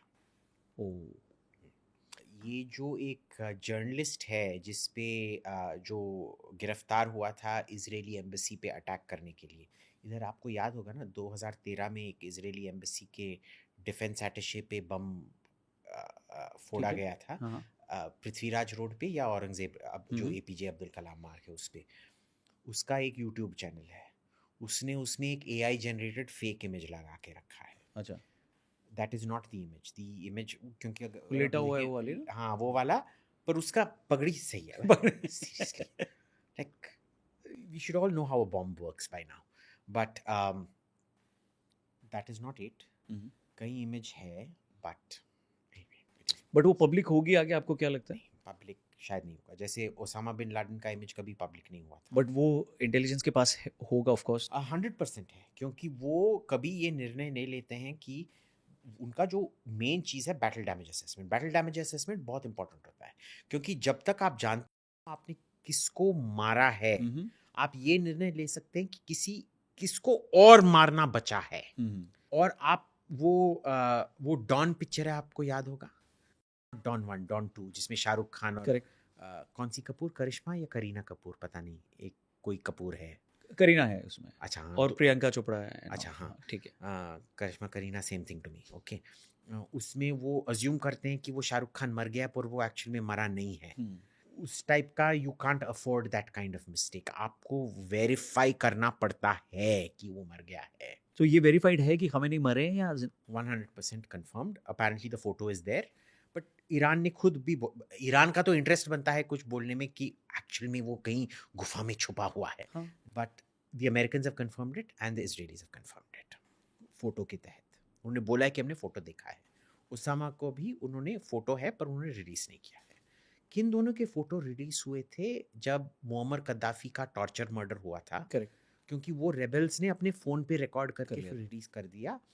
और सद्दाम हुसैन का फांसी का, क्योंकि वो एक प्रेसिडेंशियल एडवाइज़र था जो सक्सेसर रेजिम था, मौफिक अल रुबाई, उसने अपने फ़ोन पे उसको रिकॉर्ड करके फिर पब्लिक किया था। ईरान डिनाई भी तो कर सकता था कि खामेनी की डेथ नहीं हुई है, उससे ईरान को कुछ पॉजिटिव्स मिलता, मोटिवेशन मिलता? नहीं, कुछ नहीं मिलता, कुछ भी नहीं मिलता, क्योंकि फिर IRGC आके पूछता कि भाई हम रुके हैं, हमने अटैक्स एस्केलेट नहीं किए हैं, ज़रा खामेनी जी को बताइए क्या करना है। तो वो रुके रहते, फिर वो रिडंडेंसी प्लान का सत्यानाश हो जाता है। The redundancy plan depended on them announcing Khamenei's death. Prime minister Modi का इसमें कितना रोल है आज के टाइम में, जो एक ग्लोबल सिचुएशन है, कि क्या उनके पास इतना पावर या अथॉरिटी है कि वो ईरान के रिजीम से बात कर सकें या किसी को बोल सकें कि भाई? बात करने के लिए पावर की ज़रूरत नहीं होती है। नहीं, बट वॉर रुकवाने के लिए एक बहुत चिढ़ाया जाता है मोदी को कि पापा ने वॉर रुकवा दी। पर पापा ने वॉर रुकवाया था यूक्रेन में, उन्होंने वो सीज फायर करवाया था, वो सीज यहाँ भी करा सकते हैं। हाँ, I think he can ask for 48 hours, not 48 hours, 24 hours और something like that maybe, कि दुबई एयरपोर्ट को बख्श दो। But who will he talk to in Iran, ये पता नहीं है ना, क्योंकि जैसे ही वो प्रॉब्लम ये है, उधर मोदी को पता था कि भाई मैंने पुतिन को कॉल करके बोलना है कि भाई तू खारकोव पे अटैक रोक दे, मुझे इंडियंस को वापस लाना है। इधर अगर वो पेजेश्कियान को कॉल करके बोलेंगे कि भाई तू रोक दे, पेजेश्कियान क्या बोलेगा, भाई तुम जाके मेरे IRGC कमांडर को बोलो, वो मेरी बात तो सुन नहीं रहे हैं। फिर वो अराकी को बोलेगा, जो वो विद्वान सभा का जो ट्राइफेक्टा है जो अभी देख रहा है, वो भी बोलेगा भाई ये तो मेरी बात सुनते नहीं है। जो तीसरा जो कोर्ट वाला है, CJI, chief justice, equivalent of chief justice of Iran, वो भी वही बोलेगा। राइट, तो रुकेगा कौन? This is the problem. It is not that Modi does not have the power to call. Right. The problem is we don't know किससे बात करना है। इजरायली इंटेलिजेंस के बारे में थोड़ा व्यूअर्स को आप समझाओ कि उन्होंने ईरान में कितना पेनिट्रेट किया और कितने अंदर तक गए वो लोग, और अभी वर्ल्ड में कहाँ कहाँ पर वो लोग हैं, इस रूम में भी कोई है तो नहीं। You never know, but I think उनका इंडिया में कवरेज ज़्यादा नहीं है। जनरली ईरान से ज़्यादा ईस्ट पाकिस्तान में भी उनका इतना कवरेज नहीं है। ओके। अफगानिस्तान में उनका कवरेज नहीं है। थोड़ा बहुत उज़्बेकिस्तान में है, पर कज़ाकिस्तान, ताजिकिस्तान इनमें नहीं है। Russia, China? रशिया में काफ़ी है, क्योंकि ऑलमोस्ट 25% ऑफ जो इजरायलीज हैं वो रूस से आते हैं, रूसी जूस हैं। जो अरब वर्ल्ड है बहुत पेनिट्रेशन है, तुर्की में बहुत पेनिट्रेशन है। ओके। तो मुस्लिम वर्ल्ड में जनरली अगर आप देखेंगे बहुत ज़्यादा पेनिट्रेशन है, पर मुस्लिम वर्ल्ड जो ईरान से ज़्यादा ईस्ट है उन्होंने निर्णय किया है कि भाई इतना हमारा रिसोर्स नहीं है, और वैसे भी पाकिस्तान हमारे इंटरेस्ट को कुछ नहीं करता है। पाकिस्तान हिंदुस्तान पे लगा रहता है, अफगानिस्तान भी हमारे को ज़्यादा कुछ नहीं करता है, तो उन सबको छोड़ दो। मलेशिया ने, इंडोनेशिया मुसलमान देश हैं, बांग्लादेश मुसलमान देश है, पर उनसे हमारा कुछ लेना देना नहीं है, so they let them out. So that is the level of Israeli. पर जो इजरायली इंटेलिजेंस पेनिट्रेशन है बॉस, जब उभर के आता है ना, it is a sight to behold. कोई स्टोरी या कोई एग्जांपल आप बताओ। एक ये शिया कमांडर था, शिया नहीं था, सुन्नी था, हाँ सुन्नी था, लेबनान में। वो, उसकी तबीयत बिगड़ी जा रही थी, उसको पता नहीं क्यों, एंड फाइनली वो अस्पताल में तड़प के 30-60 दिन बहुत बुरी कुत्ते की मौत मरा वो। एंड इट टर्न्ड आउट क्या हो रहा था कि उनके घर में जो काम वाली थी, उनके टूथपेस्ट में उन्होंने कोई एक स्लो एक्टिंग पॉइजन लगा के रखा था। काम वाली ने? शायद काम वाली ने, but could have been anybody else, we don't know. और वो दांत मांजते खुद उस बंदे ने खुद को पॉइजन किया। That is the extent. आपने देखा होगा कि महमूद अहमदीनेजाद जो वरिष्ठ राष्ट्रपति हैं, उनका वो भी मर गया ना अटैक में? हाँ, वो अटैक में मर गए हैं। अभी इसी अटैक में मरे ना वो तो? इस अटैक में नहीं, 2 दिन पहले एक उनके घर पे अटैक हुआ था, उसमें मरे। और वो भी टारगेट थे? वो तो हमेशा टारगेट थे। वो Ahmadinejad was a particularly vicious president. तो वो थे। उन्होंने बताया 20 लोगों का ग्रुप, पूरा जो एंटी इजराइल यूनिट ही बना के रखा था, वो सब के सब मोसाद। प्लीज वो स्टोरी बताइए ना, मतलब बिकॉज़ वी नो इट। तो इन्होंने क्या किया था, इन्होंने निर्णय ले लिया था कि भाई इजराइल ने हमारा इतना पेनिट्रेशन करके रखा है, वो हमारा इंटरनेशनल फोरम पे इतना पर्दाफाश कर रहे हैं, मेरे को भी पता नहीं था कि हमने न्यूक्लियर में ये सब किया था। इनके पास जो ईरान के राष्ट्रपति को डॉक्यूमेंट नहीं मिल रहा है, वो इनके लोगों को कैसे यूएन में दिखा रहे हैं कि इनके पास ये डॉक्यूमेंट है। तो उन्होंने फिर एक टास्क फोर्स लगाया कि इसमें 20 लोग होंगे और उसके ऊपर एक उच्च हेड ऑफ डेप्यूटी होगा और एक हेड होगा। ठीक है, अध्यक्ष होंगे और उपाध्यक्ष होंगे, सो टोटल 22 पीपल।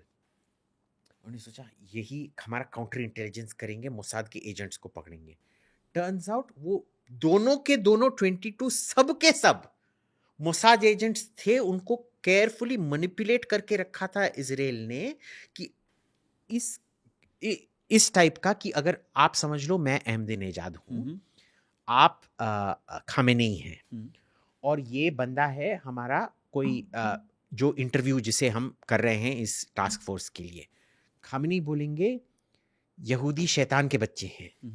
मैं अहमदीनेजाद हूँ, वो बोलेंगे सर वो यहूदी शैतान के बच्चे नहीं हैं, वो शैतान के नाजायज औलाद हैं। और ये बोलेगा अरे आप दोनों गलत हैं, वो नाजायज भी नहीं हैं, वो शैतान और एक गधे और एक सुअर के शादी से नाजायज बच्चे हैं, वो इबलीस के टट्टे हैं, दिस दैट वॉट एवर बोलेंगे। ठीक है, और आप मानेंगे अरे वाह ये तो इतना अच्छा है कि ये जो हम गाली दे रहे हैं उसका डबल ट्रिपल गाली दे रहा है, यही बंदा है। टर्न्स आउट यही बंदा मोसाद का है, उसको ट्रेनिंग दिया गया है ऐसे बात करने के लिए कि कोई शक ना करे। और ये 22 के 22 मोसाद के थे। 22 के 22 मोसाद के निकले। क्या कटा था इनका? So they are very very very good at these things. क्योंकि उधर क्या होता है, जो इंटेलिजेंस पे जो फोकस है, कोई भी प्रधानमंत्री अब पिछले प्रधानमंत्री के निर्णय को कभी टालता नहीं है उसमें एकदम।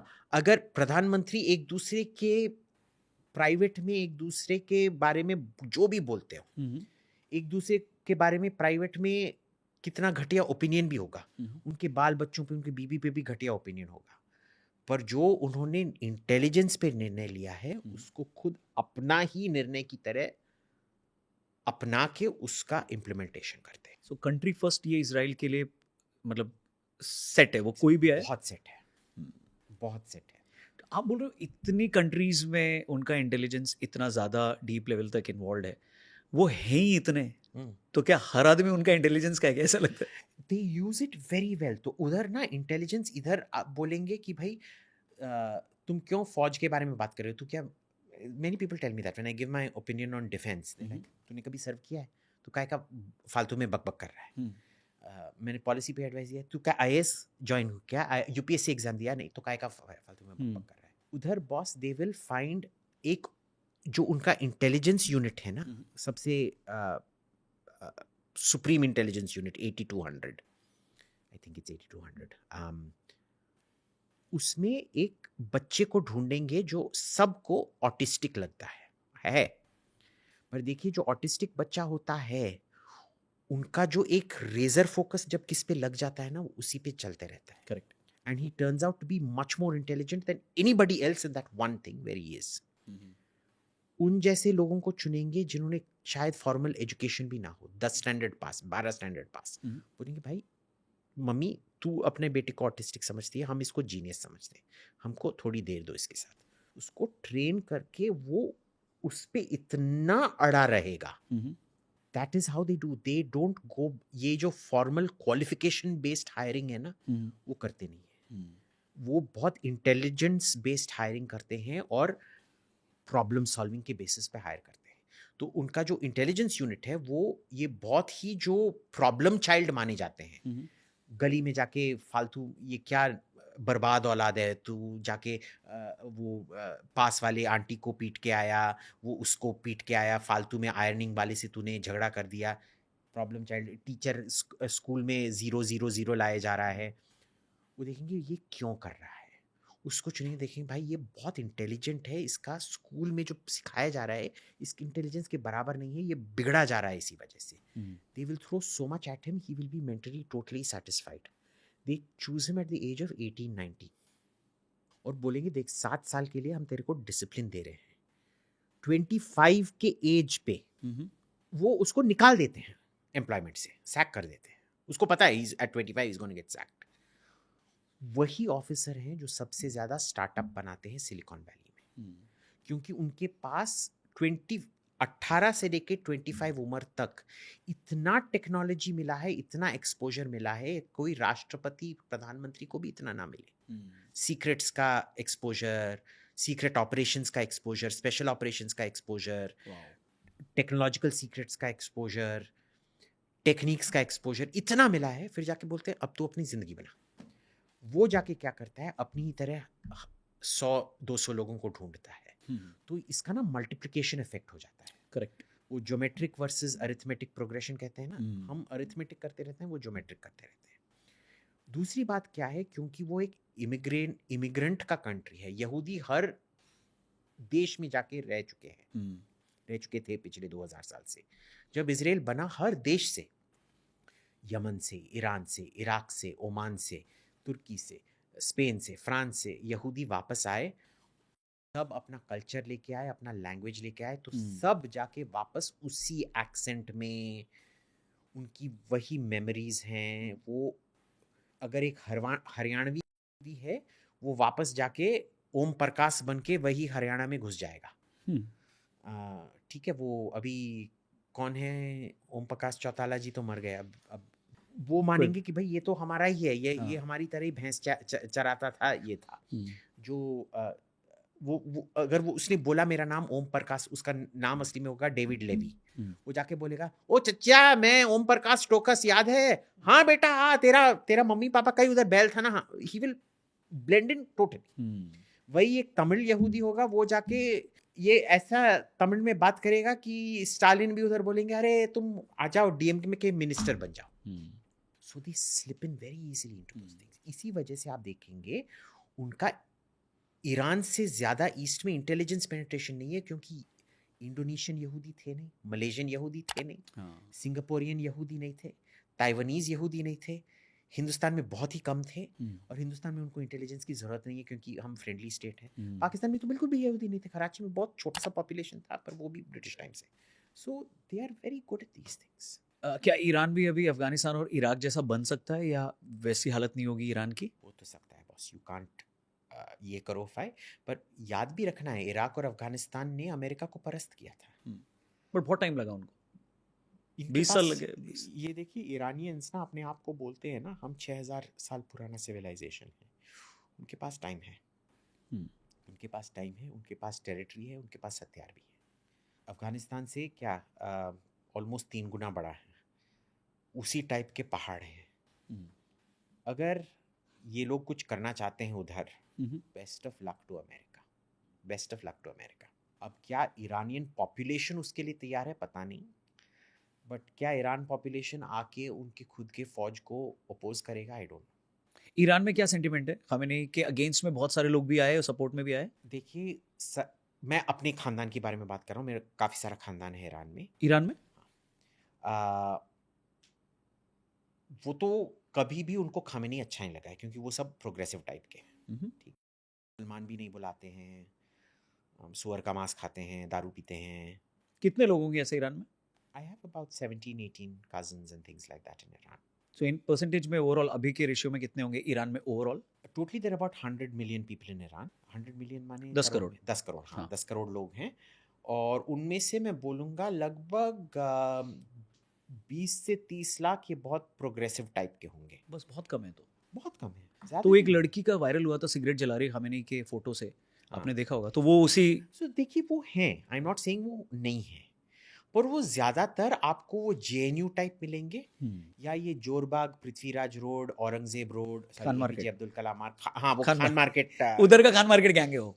भाई मैं खुद खान मार्केट गया हूँ, तो वो छोड़ो, खान मार्केट के बारे में बात मत करो। मेरा घर एपीजे अब्दुल कलाम रोड पे नहीं है, तो हम एपीजे अब्दुल कलाम रोड के बारे में बात करेंगे। ठीक है। वो APJ Abdul Kalam road, Prithviraj road, Man Singh road, और वो अमृता शेरगिल मार्ग टाइप वाले लोग हैं, और जेएनयू वाले हैं अच्छा।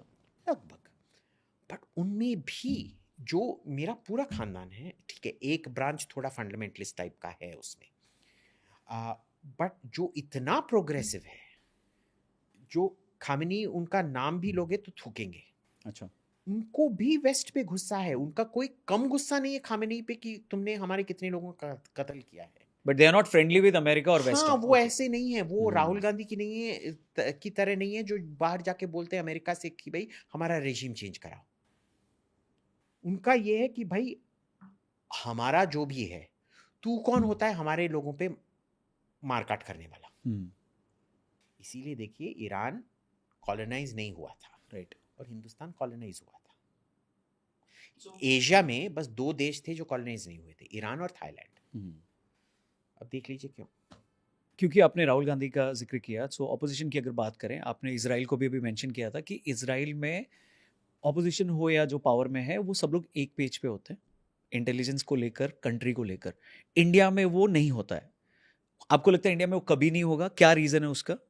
देखिए, इंडिया में ये है कि हम बहुत बड़े देश हैं। इतने बड़े देश में एक कंसेंसस किसी भी चीज पे करना इम्पॉसिबल। बट कंट्री की सिक्योरिटी पे तो हो सकता है ना, हो सकता है, इंटेलिजेंस पे भी हो सकता है। बट आई थिंक प्रॉब्लम क्या है कि हमारे देश में कई पॉलिटिकल पार्टी अपने आप को एनजीओ समझने लगे। जैसे राहुल जी, वो इलेक्शन रिजल्ट्स पे अपना पॉलिसी नहीं बनाते हैं, वो वेस्टर्न प्रेस में उनके बारे में क्या लिखा जाएगा उसके तहत पॉलिसी बनाते हैं। अब जब भाई तुम्हारा ऑडियंस ही एक वेस्टर्न प्रेस है, तो आप किस आधार पे निर्णय ले रहे हो? राइट। ऐसे भी लोग होंगे, इट्स नॉट लाइक वैसे लोग एक किस्म से इसराइल में मानते थे। पर इसराइल में क्या होता है ना, आप बिना मिलिट्री सर्विस के आप प्रधानमंत्री बन ही नहीं सकते हो। ऐसे कोई भी प्रधानमंत्री नहीं बना है जिसने, या तो पहले सालों में तो गोल्डा मेयर था, पर गोल्डा मेयर ने भी पैरामिलिट्री सर्विस की थी। कोई भी पिछले सालों में, पिछले 50 सालों में इसराइल का प्रधानमंत्री नहीं बना है जिसने मिलिट्री सर्विस नहीं किया। तो मिलिट्री दृष्टिकोण से सब कुछ देखते हैं, और उनके लिए कंट्री फर्स्ट होता ही है हमेशा। सो ऑपोजिशन में है वो भी जो कि पोटेंशियल प्राइम मिनिस्टर है, वो भी मिलिट्री सर्व किया ही होगा। और इसी वजह से अंबेडकर ने बोला था हम्म, कि इंडिया में कंपलसरी मिलिट्री सर्विस होना चाहिए, पर कॉन्स्टिट्यूशनल असेंबली ने बोला था नहीं, हम नहीं करेंगे। अंबेडकर उसको कास्ट के वजह से बोल रहे थे कि अगर भाई तुम 2 साल के लिए मिलिट्री सर्विस करोगे, कोई ये नहीं देखेगा कि ये ब्राह्मण है, ये दलित है, सब एक दूसरे का प्लेट साफ करेंगे, एक दूसरे के लिए खाना पकाएंगे, एक ही जगह से पानी पिएंगे। उनको एक बार टाला नहीं गया था, and in a way I think he was right. He was more right than wrong on most things. और वो फॉलो नहीं करते हैं आज के लोग, अंबेडकर का दूसरा वर्जन ले लेंगे। पर उधर सब हर मर्द को और औरत को जबरदस्ती मिलिट्री सर्विस करना ही पड़ता है। जैसे ही आपका स्कूल खत्म होगा, आप जाके मिलिट्री सर्विस करोगे। इंडिया में पॉसिबल है? नहीं कर सकते। I think we should do it, we can. कौन ना बोलेगा? बोलते हैं कि आप वोट खो जाओगे, पर आप देख लीजिए आजकल, अगर ये एक यस प्राइम मिनिस्टर में ना, आपने पता नहीं देखा होगा, yes minister yes prime minister 1980s में it was actually an Israeli writer who wrote the script for that.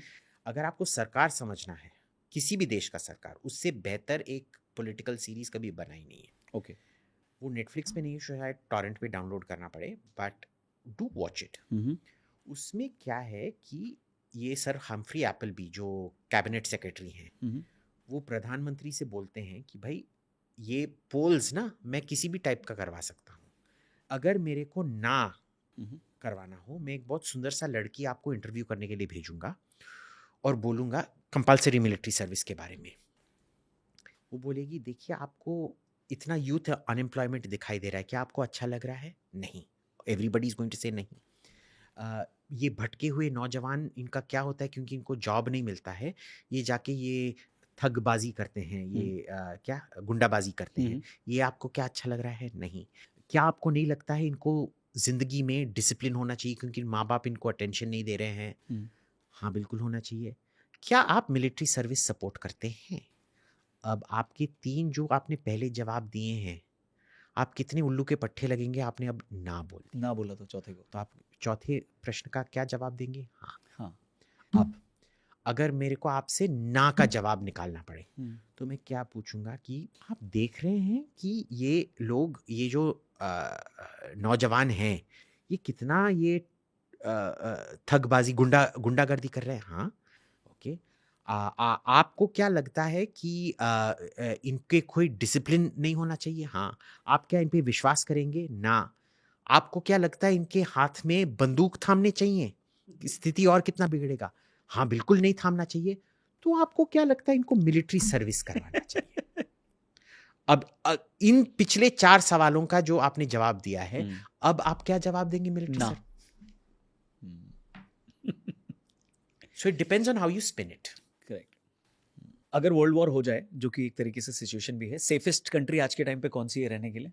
हाय राम, ये क्या पूछ रहे हो आप? कोई भी सेफ कंट्री, हमने समझा था कि Dubai was, Emirates was the safest country, क्योंकि एमिरेट्स में देखिए ऐसे 3 जगह थे, हैं अभी भी शायद, I guess, Singapore, Dubai, London. उनमें क्या होता था, अग्रीमेंट ये होता था, ये तीनों के तीनों फाइनेंशियल कैपिटल हैं, सब उधर आ सकते हैं। आतंकवादी भी आ सकता है, इजरायली भी आ सकता है, अलकायदा भी आ सकता है, अमेरिकन फ्लीट भी आ सकता है, सब आके इधर बिजनेस करो। बाकी के जगहों पे हमला करने के लिए आप इधर प्लानिंग करो, उसका पैसा फंड्स रेज करो, पर इधर हमला नहीं होगा, आप जाके उधर हमला करेंगे। ये क्या था? ये कोई एग्रीमेंट था? Unsaid agreement? Unsaid agreement, but everybody knows. Okay. अब क्या होता था कि ब्रिटेन ने जब इराक पे हमला कर दिया, वो एग्रीमेंट उधर टूट गया, इसीलिए ब्रिटेन में वो बस बॉम्बिंग हुआ, बहुत सारे बॉम्बिंग्स हुए, और लंदन का जो वो सेफ सिटी स्टेटस था वो चला गया। सिंगापुर में वो सेफ सिटी स्टेटस नहीं गया है, और सिंगापुर और दुबई क्या करते हैं अमेरिका को खुश रखने के लिए, जो भी टेरर फाइनेंसिंग होता है ना, वो सीधे से CIA को बोला जाता है, मोसाद को बोला जाता है, रॉ को बोला जाता है, इन्फॉर्मेशन दे देते हैं, तुम्हारे इधर ये हो रहा है। हमने सोचा कि तुमको पता चले, हम इसके बारे में कुछ करने वाले नहीं है, पर अगर उसने गलती से भी तुम्हारे इधर फ्लाइट ले लिया, उधर जाके करो, तुम उनका कत्ल इधर नहीं करोगे, कहीं और जाके करोगे, इधर करना मना है। बट फिर in that case Singapore and Dubai is like UAE is vulnerable to the other party ना, वो उनके लिए दुश्मन बन जाएंगे because they are sharing the information. क्यों उनको पता है, उन पे भी एक रिस्पॉन्सिबिलिटी बनता है कि भाई इधर भी तुम ऑपरेशनल सिक्योरिटी करो। अच्छा, सस्पिशन पे तुमको उठाया नहीं जाएगा, पर अगर तुमने टेक्स्ट भेजा कल मैं उस पे हमला करने वाला हूं उसके 2 लाख, भाई then you got to be very stupid that the Dubai police doesn't come and pick you up. So ये नहीं है कि आप पूरा अपना गार्ड ही डाउन कर दो. ठीक है, आपको फिर भी ये नहीं है कि दुबई में लोग सुसाइड बॉम्बर वेस्ट लगा के गाड़ी चलाते हैं पब्लिक में. मॉल में they nobody wears a suicide bomber vest and goes in, right? So precaution भी लगाना पड़ता है, इतना ओपन भी नहीं हो सकता है, बट अग्रीमेंट है कि उधर ये सब हो सकता है. मोस्ट इंपॉर्टेंटली जब भी मैं ईरान में, I've only used my credit card very rarely. I have a credit card, but whatever. I don't like it. क्योंकि मैं कर्जे पे नहीं जीता. But anyway, when I had to use it, पता है क्या हुआ था? वो पॉइंट ऑफ सेल मशीन था ना, वो दुबई का था. और उन्होंने जब चलाया, वो फोन पे थे अपने दुबई कॉन्टैक्ट से. दुबई कॉन्टैक्ट ने कंफर्म किया, हाँ इट हैज गॉन थ्रू. उसका रिसीट उसको भेजा गया on some messenger service, and then it was given to me. They said they will mail me the formal copy, they will courier it to India. अच्छा. Now अगर आपने Dubai पे, तो Iran का बहुत ये था बेनिफिट था दुबई को ना हमला करने में. ओके. फिर भी उन्होंने जाके हमला किया है. उनका जो सब हवाला जिससे उनका इकोनॉमी चलता था वो दुबई से ही चलता था. बहुत सारे ईरानियन एक्सपैट्रिएट्स होते थे राइट. दुबई में. क्यों किया? क्योंकि उन्होंने सोचा कि भाई देखो, दुबई इंटरनेशनल फाइनेंशियल सिस्टम से लिंक्ड है. जो हमारे को फायदा हो रहा है वो 100 गुना ज्यादा अमेरिकन और इजराइल को दुबई से हो रहा है. तो ठीक है, हम अपना नाक काट डालेंगे, बट उनका आर्म ट्विस्ट कर, पर उनका तो पूरा हाथ पैर ही काट. हाथ पैर काट. सो राइट नाउ या तो सिंगापुर में रहो, क्योंकि वो अग्रीड अभी के लिए अग्रीड सेफ जोन है, या तो बहुत दूर चले जाओ, न्यूजीलैंड या ऑस्ट्रेलिया चले जाओ. पाकिस्तान और सऊदी का एक डिफेंस एग्रीमेंट हुआ था, वो कितना अभी भी वैलिड है? क्योंकि पाकिस्तान पे अफगानिस्तान ने अटैक किया और इन पे ईरान ने अटैक किया. देखिए, ये अरब वर्ल्ड के डिफेंस एग्रीमेंट्स होते हैं ना, वो पेपर का भी उतना दाम नहीं होगा जो इनका दाम होता है, सच में. ये अपना अग्रीमेंट हर 2 साल छोड़ो, हर 6 महीने बदलते रहते हैं. आप ये करो कि विकिपीडिया में ही शायद एक आर्टिकल मिलेगा आपको, Arab rivalries in the 60s 70s. Okay. हर साल सऊदी अरेबिया दल बदलते रहता था, इजिप्ट दल बदलते रहता था, जॉर्डन दल बदलते रहता था. गमाल अब्दुल नासर जो इजिप्ट के राष्ट्रपति होते थे, उनका हाथ चूमने के लिए जॉर्डन के महाराजा को उधर जाना पड़ा. ऑफिशियली हाथ चूमने, not literally, but you know what I mean, I am speaking metaphorically. उनको भाई बोलने के लिए उनको मिस्र जाना पड़ा. प्राइवेट में वो एक दूसरे से इतना नफरत कर रहे थे कि नासर उनको कत्ल करना चाहते थे, ये नासर को कत्ल करना चाहते थे. अच्छा. और जॉर्डन के महाराजा ने मिस्र को मदद भी किया है, काफी हानि भी पहुंचा है प्राइवेट में. सेम मिस्र ने जॉर्डन को किया. तो ऐसे लोग होते हैं, ठीक है. ऐसा जगह है. पर आप मेरे को बताइए, जो डिफेंस एग्रीमेंट हुआ था, अभी अफगानिस्तान ने जम के पाकिस्तान पे हमला किया था, सऊदी क्या कर रहा था? कुछ नहीं. करेक्ट. अभी ईरान ने सऊदी पे जम के हमला किया है, पाकिस्तान ने क्या किया? कल या परसों उनके मंत्री ने नेशनल असेंबली में बोला, हमने कॉल किया था. आपने कैसा डिफेंस एग्रीमेंट निभाया? हमने ईरान को कॉल करके बात किया और उन्होंने हमको आश्वासन दिया कि हम उन पे हमला बहुत कम यार, are you even listening to yourself? कितना स्टूपिड लगते हो. और फिर क्या हुआ अगले दिन? ठीक वो रस तनूरा जो सबसे बड़ा सऊदी अरामको फैसिलिटी है, अगले दिन 8 घंटे भी नहीं हुए थे जब उस मंत्री ने नेशनल असेंबली बोलता था, अगले दिन उन्होंने रास तनूरा पे हमला कर दिया, ऑयल फैसिलिटी पे. पूरा सऊदी अरामको का ऑपरेशंस बंद कर दिया. ये आपको कम हमला लगता है? उसके बाद भी पाकिस्तान ने किया? कुछ नहीं किया. तो आप बताइए मेरे को, डिफेंस एग्रीमेंट का क्या स्थिति है अभी? उससे वैल्यूएबल मेरा पेपर है. बेस्ट बुक, अगर ये पूरा जियोपॉलिटिकल सिचुएशन या ईरान, इराक, अफगानिस्तान और अमेरिका एंड इजराइल को समझना है, सो बेस्ट बुक्स क्या है जो पढ़नी चाहिए, या वेब सीरीज क्या है जिसको देख के बहुत सारा चीज़ें क्लियर होगा? यार, वेब सीरीज से कुछ भी क्लियर नहीं होगा. अच्छा, वो आपको, it will give you all kinds of unrealistic explanations. Okay. But अगर आपको वेब सीरीज ही देखना है, शायद अभी भी नेटफ्लिक्स पे है आई थिंक, और अमेजॉन प्राइम. एक फ्रेंच है कॉल्ड द ब्यूरो. ओके. उसका एक्चुअल फ्रेंच टर्म है ले bureau de légende. Okay. The bureau of legends, but it's called the bureau. वो शायद आपको टॉरेंट पे ही डाउनलोड करना पड़े। वो एक फ्रेंच एस्पिनाज सीरीज है, उससे बेहतर, it is better than फाउदा, it is better than homeland and everything. Tehran also. Tehran is the worst. Tehran a horrible series. अच्छा, बहुत प्रमोट हुआ तेहरान बिकॉज अभी और वो ट्रेंड भी कर रहा है बिकॉज ऑफ द सिचुएशन। हाँ, but Tehran is not a good series. Unlike Fauda, which is actually much more realistic than. It's not realistic, but it's more realistic than Tehran. Tehran is unrealistic. वो लेबूरो जो है वो सबसे अहम है देखना। अगर एक बुक पढ़ना चाहते हैं, एक there is a book called Afghantsy, AFGHANTSY। It's written by British diplomat जिसका मैं नाम भूल गया, but remember the name, Afghan followed by TSY। Okay. वो है पूरा सोवियत कैंपेन इन अफगानिस्तान के बारे में, और वो क्यों एकदम चौपट हो गया। उस बुक पढ़ने से आपको अभी भी इतना इंसाइट मिलेगा। और तीसरा है मोसाद का बुक जो मेरे दोस्त ने लिखा है, rise up and kill. It's called rise up and kill, that is the motto of the Mossad. वो पूरा मोसाद का हिस्ट्री है। It's a stunning book. Ronen Bergman नाम का ऑथर है। I would say between these web series और इस book आपको काफ़ी कुछ मिल जाएगा, पर जो स्थिति है उधर उसके लिए कोई भी बुक नहीं है, बिकॉज नोबडी। इसमें सब प्लॉट के अंदर सब प्लॉट, ये ना रामायण की तरह नहीं है जहाँ सीधा टाइमलाइन है। ये महाभारत की तरह है जिसमें इधर एक सब प्लॉट चल रहा है, उधर एक सब प्लॉट चल रहा है, उधर एक सब प्लॉट चल रहा है, उधर एक सब प्लॉट चल रहा है। इजराइल की इंटेलिजेंस में भी कभी कोई घुसा है, किसी ने डैमेज किया है कभी? काफ़ी सारा। अगर आप पढ़े, इंटरनल साबोटाज इतना हुआ है, पता है। इतने सारे मोसाद के चीफ्स को खुद अपने लोगों को मारने के लिए ट्राई किया गया है, and things like. It was a horribly corrupt organisation. People don't realise this. Okay. Right till the 80s जो मोसाद में जो करप्शन होता था, वो बॉस पाकिस्तान की तरह होता था बॉस। अच्छा। टेरिबल। सो अभी कितना लेवल पे है ये अभी? Now it is a very professional organisation, पर इतना करप्शन, इतना जो बैकस्टैबिंग जो होता था, मैसिव। इसीलिए वो रोनेन बर्गमैन का जो राइज अप एंड किल है ना, आप जब पढ़ेंगे आपको पता चलेगा, क्योंकि उन्होंने अपनी कमजोरी कबूल की थी, खुले आम उन्होंने कबूल करके खुद अपने आप को भरे महफिल में शर्मिंदा की। इसी वजह से वो करेक्ट कर सके। जब आप छिपाते रहते हो तब कुछ भी करेक्ट नहीं होता है। So the all Ellie Cohen episode happened in 60s, right? 60s 70s में हुआ था वो? हाँ, बट सी एली कोहेन को पता है हिंदुस्तान ने पकड़वाया था, पता है ना आपको?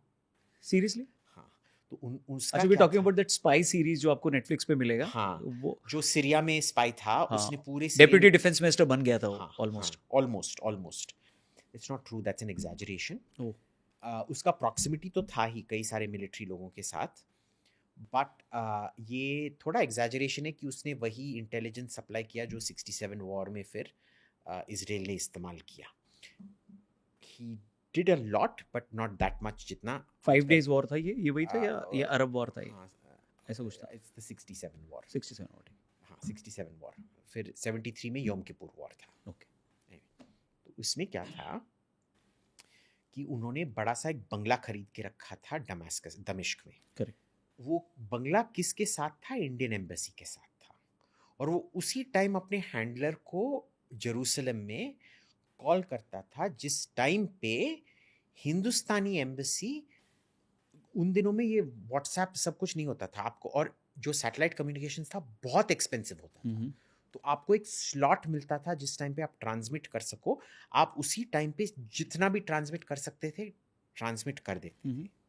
अब क्या हुआ कि इंडियन एम्बेसी ने, और वो उसी टाइम पे ट्रांसमिट करता था जब इंडियन एम्बेसी करता था। एंड ही न्यू इट क्योंकि और उसी वजह से उसने वो घर भी खरीदा था, क्योंकि उसको एक टाइम चाहिए था जब सिग्नल इंटरफेरेंस हो और सीरियन इंटेलिजेंस उसको इंटरसेप्ट ना कर और कवर मिल जाए उसको। तो यानी कि जब मैं आपसे बोल रहा हूँ रौनक भाई इस टाइम पे इधर अटैक करना, और पूरा इंडियन एम्बेसी उसी टाइम ट्रांसमिट कर रहा है, और फिर खच खच खच खच खच हो रहा है, and so Syrian guy, Raunak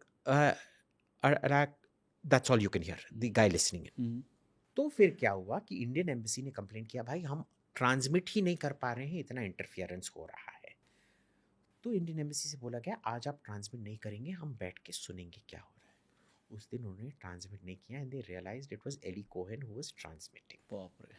so it was because of the Indian embassy in Damascus कि एली कोहेन पकड़ा गया। इंटेंशनल नहीं था वो। इंटेंशनल नहीं था, बट ये वेब सीरीज में दिखाया नहीं, लेकिन हाँ ऐसा नहीं दिखाते हैं, बट वो हमारी वजह से पकड़ा गया था। बाप रे। ऑपोजिशन बोलती है कि इंडिया ने अपने नेबरिंग कंट्रीज से जो रिलेशन है वो ख़राब कर लिए, एंड ऑफ कोर्स अभी जो ईरान वाला सिचुएशन है, इंडिया चाहता तो पहले रिएक्ट कर सकता था, इतना एस्केलेट नहीं होता। सो उस पे क्या आंसर है आपका? देखिए, ये खुद जब पावर में थे इन्होंने क्या रोका था? कुछ रोका था नहीं। ये बोलते रहते हैं वो पापा ने यूक्रेन वॉर रुकवा दिया, रुकवा तो था ना। आपने कब अपने लिए एक सीज फायर बनवाया था?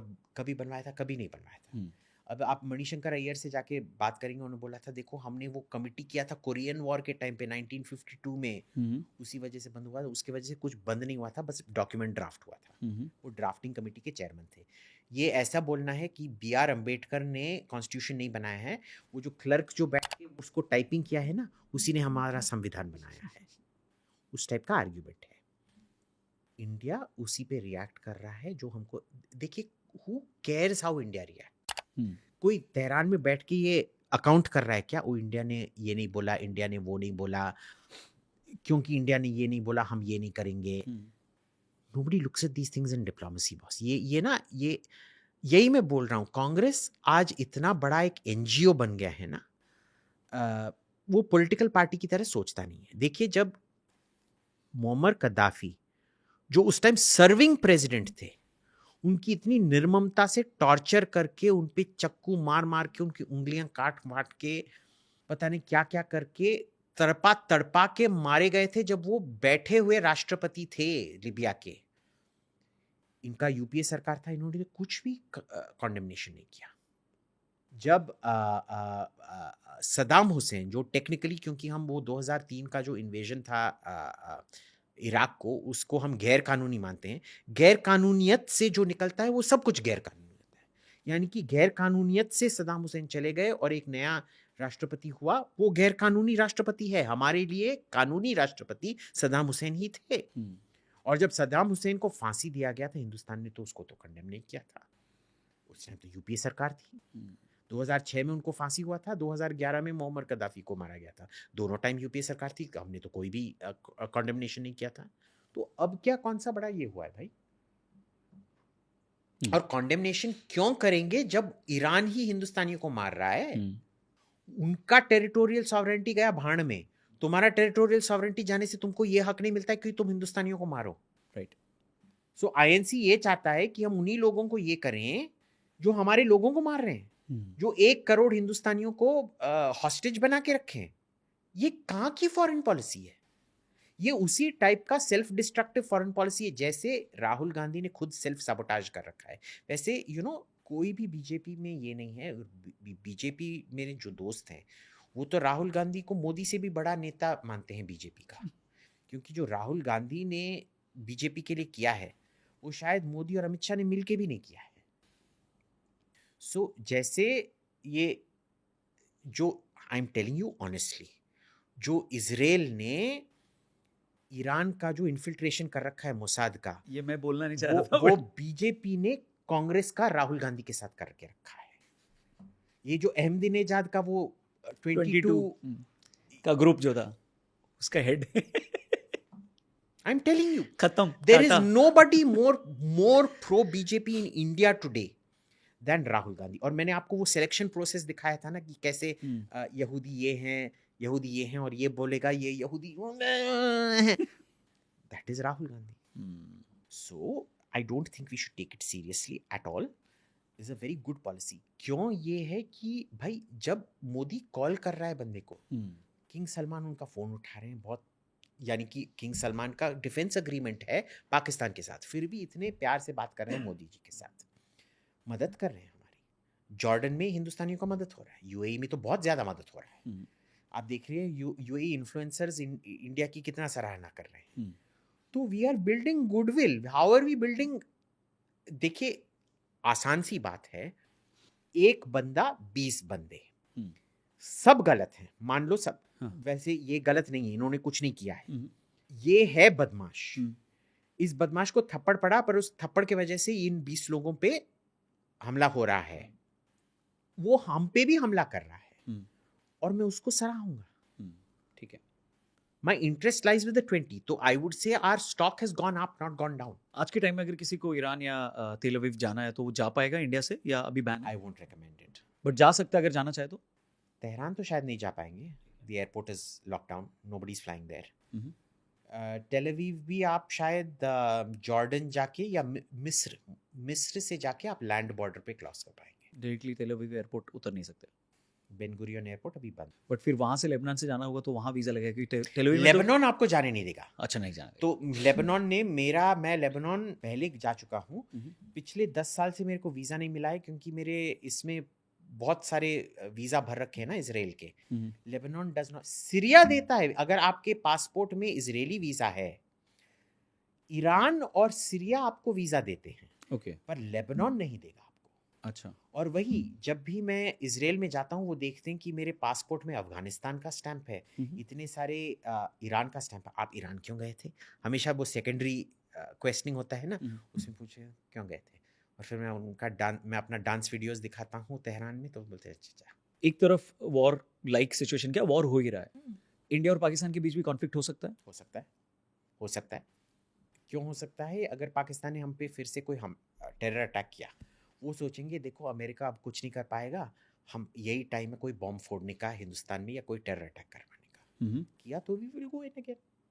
प्रधानमंत्री साफ साफ बोला है कि सिंदूर पे पॉज हुआ है, स्टॉप नहीं हुआ है.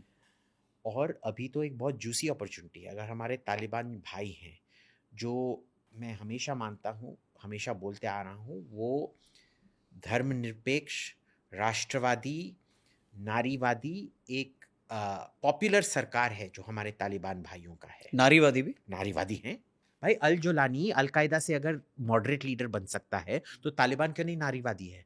ठीक है. मैं अफगानिस्तान गए हूँ, आप गए हैं? नहीं. मैंने उनके साथ हशीश फूंका है. आपने उनके साथ हशीश फूंका है? नहीं फूंका है. बट आप आईएएस भी नहीं है, फिर भी आप पॉलिसीज पे हाँ बोलता हूँ. हाँ बोलता हूँ. आप फौज में थे क्या? फौज पे बोलते? हाँ वो नहीं बोलता हूँ. ठीक है. ठीक है, वो ठीक है. बट आपने उनके साथ हशीश फूंका है. हशीश एग्जाम नहीं होता है. हशीश एक एक्सपीरियंस होता है. I am experienced, you are not experienced. आप एकेडमिक क्वालिफिकेशन को रियल लाइफ एक्सपीरियंस के साथ कंफ्यूज कर रहे हैं. सॉरी. हाँ. तो वो नारीवादी हैं, वो धर्मनिरपेक्ष हैं, वो बहुत ही डेमोक्रेटिक हैं और बहुत ही ह्यूमैनिटेरियन एक्टिविस्ट है. मैं एमनेस्टी और रेड क्रॉस, इनसे ज़्यादा महत्व मैं तालिबान को देता हूँ. इनसे ज़्यादा एक ममता भरी एक ऑर्गेनाइजेशन मैंने ज़िंदगी में नहीं देखा है. और वो जो पाकिस्तान के साथ जो प्यार फैला रहे हैं, उसमें मैं मानता हूँ हमको भी शामिल होना चाहिए. ओके. प्यार का दुकान खोलना चाहिए. प्यार का दुकान खोलना चाहिए. ठीक है. तो अगर इन केस इंडिया और पाकिस्तान पे कॉन्फ्लिक्ट होता है तो इंडिया को अपर हैंड है. क्यों? क्योंकि बाकी लोग वहाँ बिजी हैं. I would say so. I don't think Trump will have the bandwidth. वैसे हिंदुस्तान के भी इंटरेस्ट में है इस बार कुछ शुरू करने का, क्योंकि ट्रम्प का इतना बैंडविड्थ उस पर जा रहा है, उसका टाइम नहीं होगा देखने के लिए. और ना आके क्रेडिट लेने के लिए कि मैंने सीज फायर करा है. वो तो अच्छी बात है. On that note, thank you very much Abhijit Iyer Mitra. Guys, बहुत सारे क्वेश्चंस आएंगे आपको इस पॉडकास्ट के बाद. प्लीज़ उसको कमेंट सेक्शन में लिखना. बहुत टाइम के बाद, इतना कोशिश करने के बाद अभिजीत हमारे पॉडकास्ट पे आए. कैसा लगा कमेंट करना और इसको अपने फ्रेंड्स से ज़रूर शेयर करना. स्पेशली अगर आपके तालिबानी फ्रेंड्स हैं, उनको एंड पार्ट बहुत अच्छा लगेगा. Thank you very much for watching and subscribe करना. Any message to our viewers? Thank you very much. और देखिए, अगर आपके तालिबानी फ्रेंड्स नहीं हैं, मैं अर्ज करूँगा आप तालिबानियों को फ्रेंड बनाओ. सबसे अच्छी बात तो आपको बहुत अच्छा हशीश मिलेगा.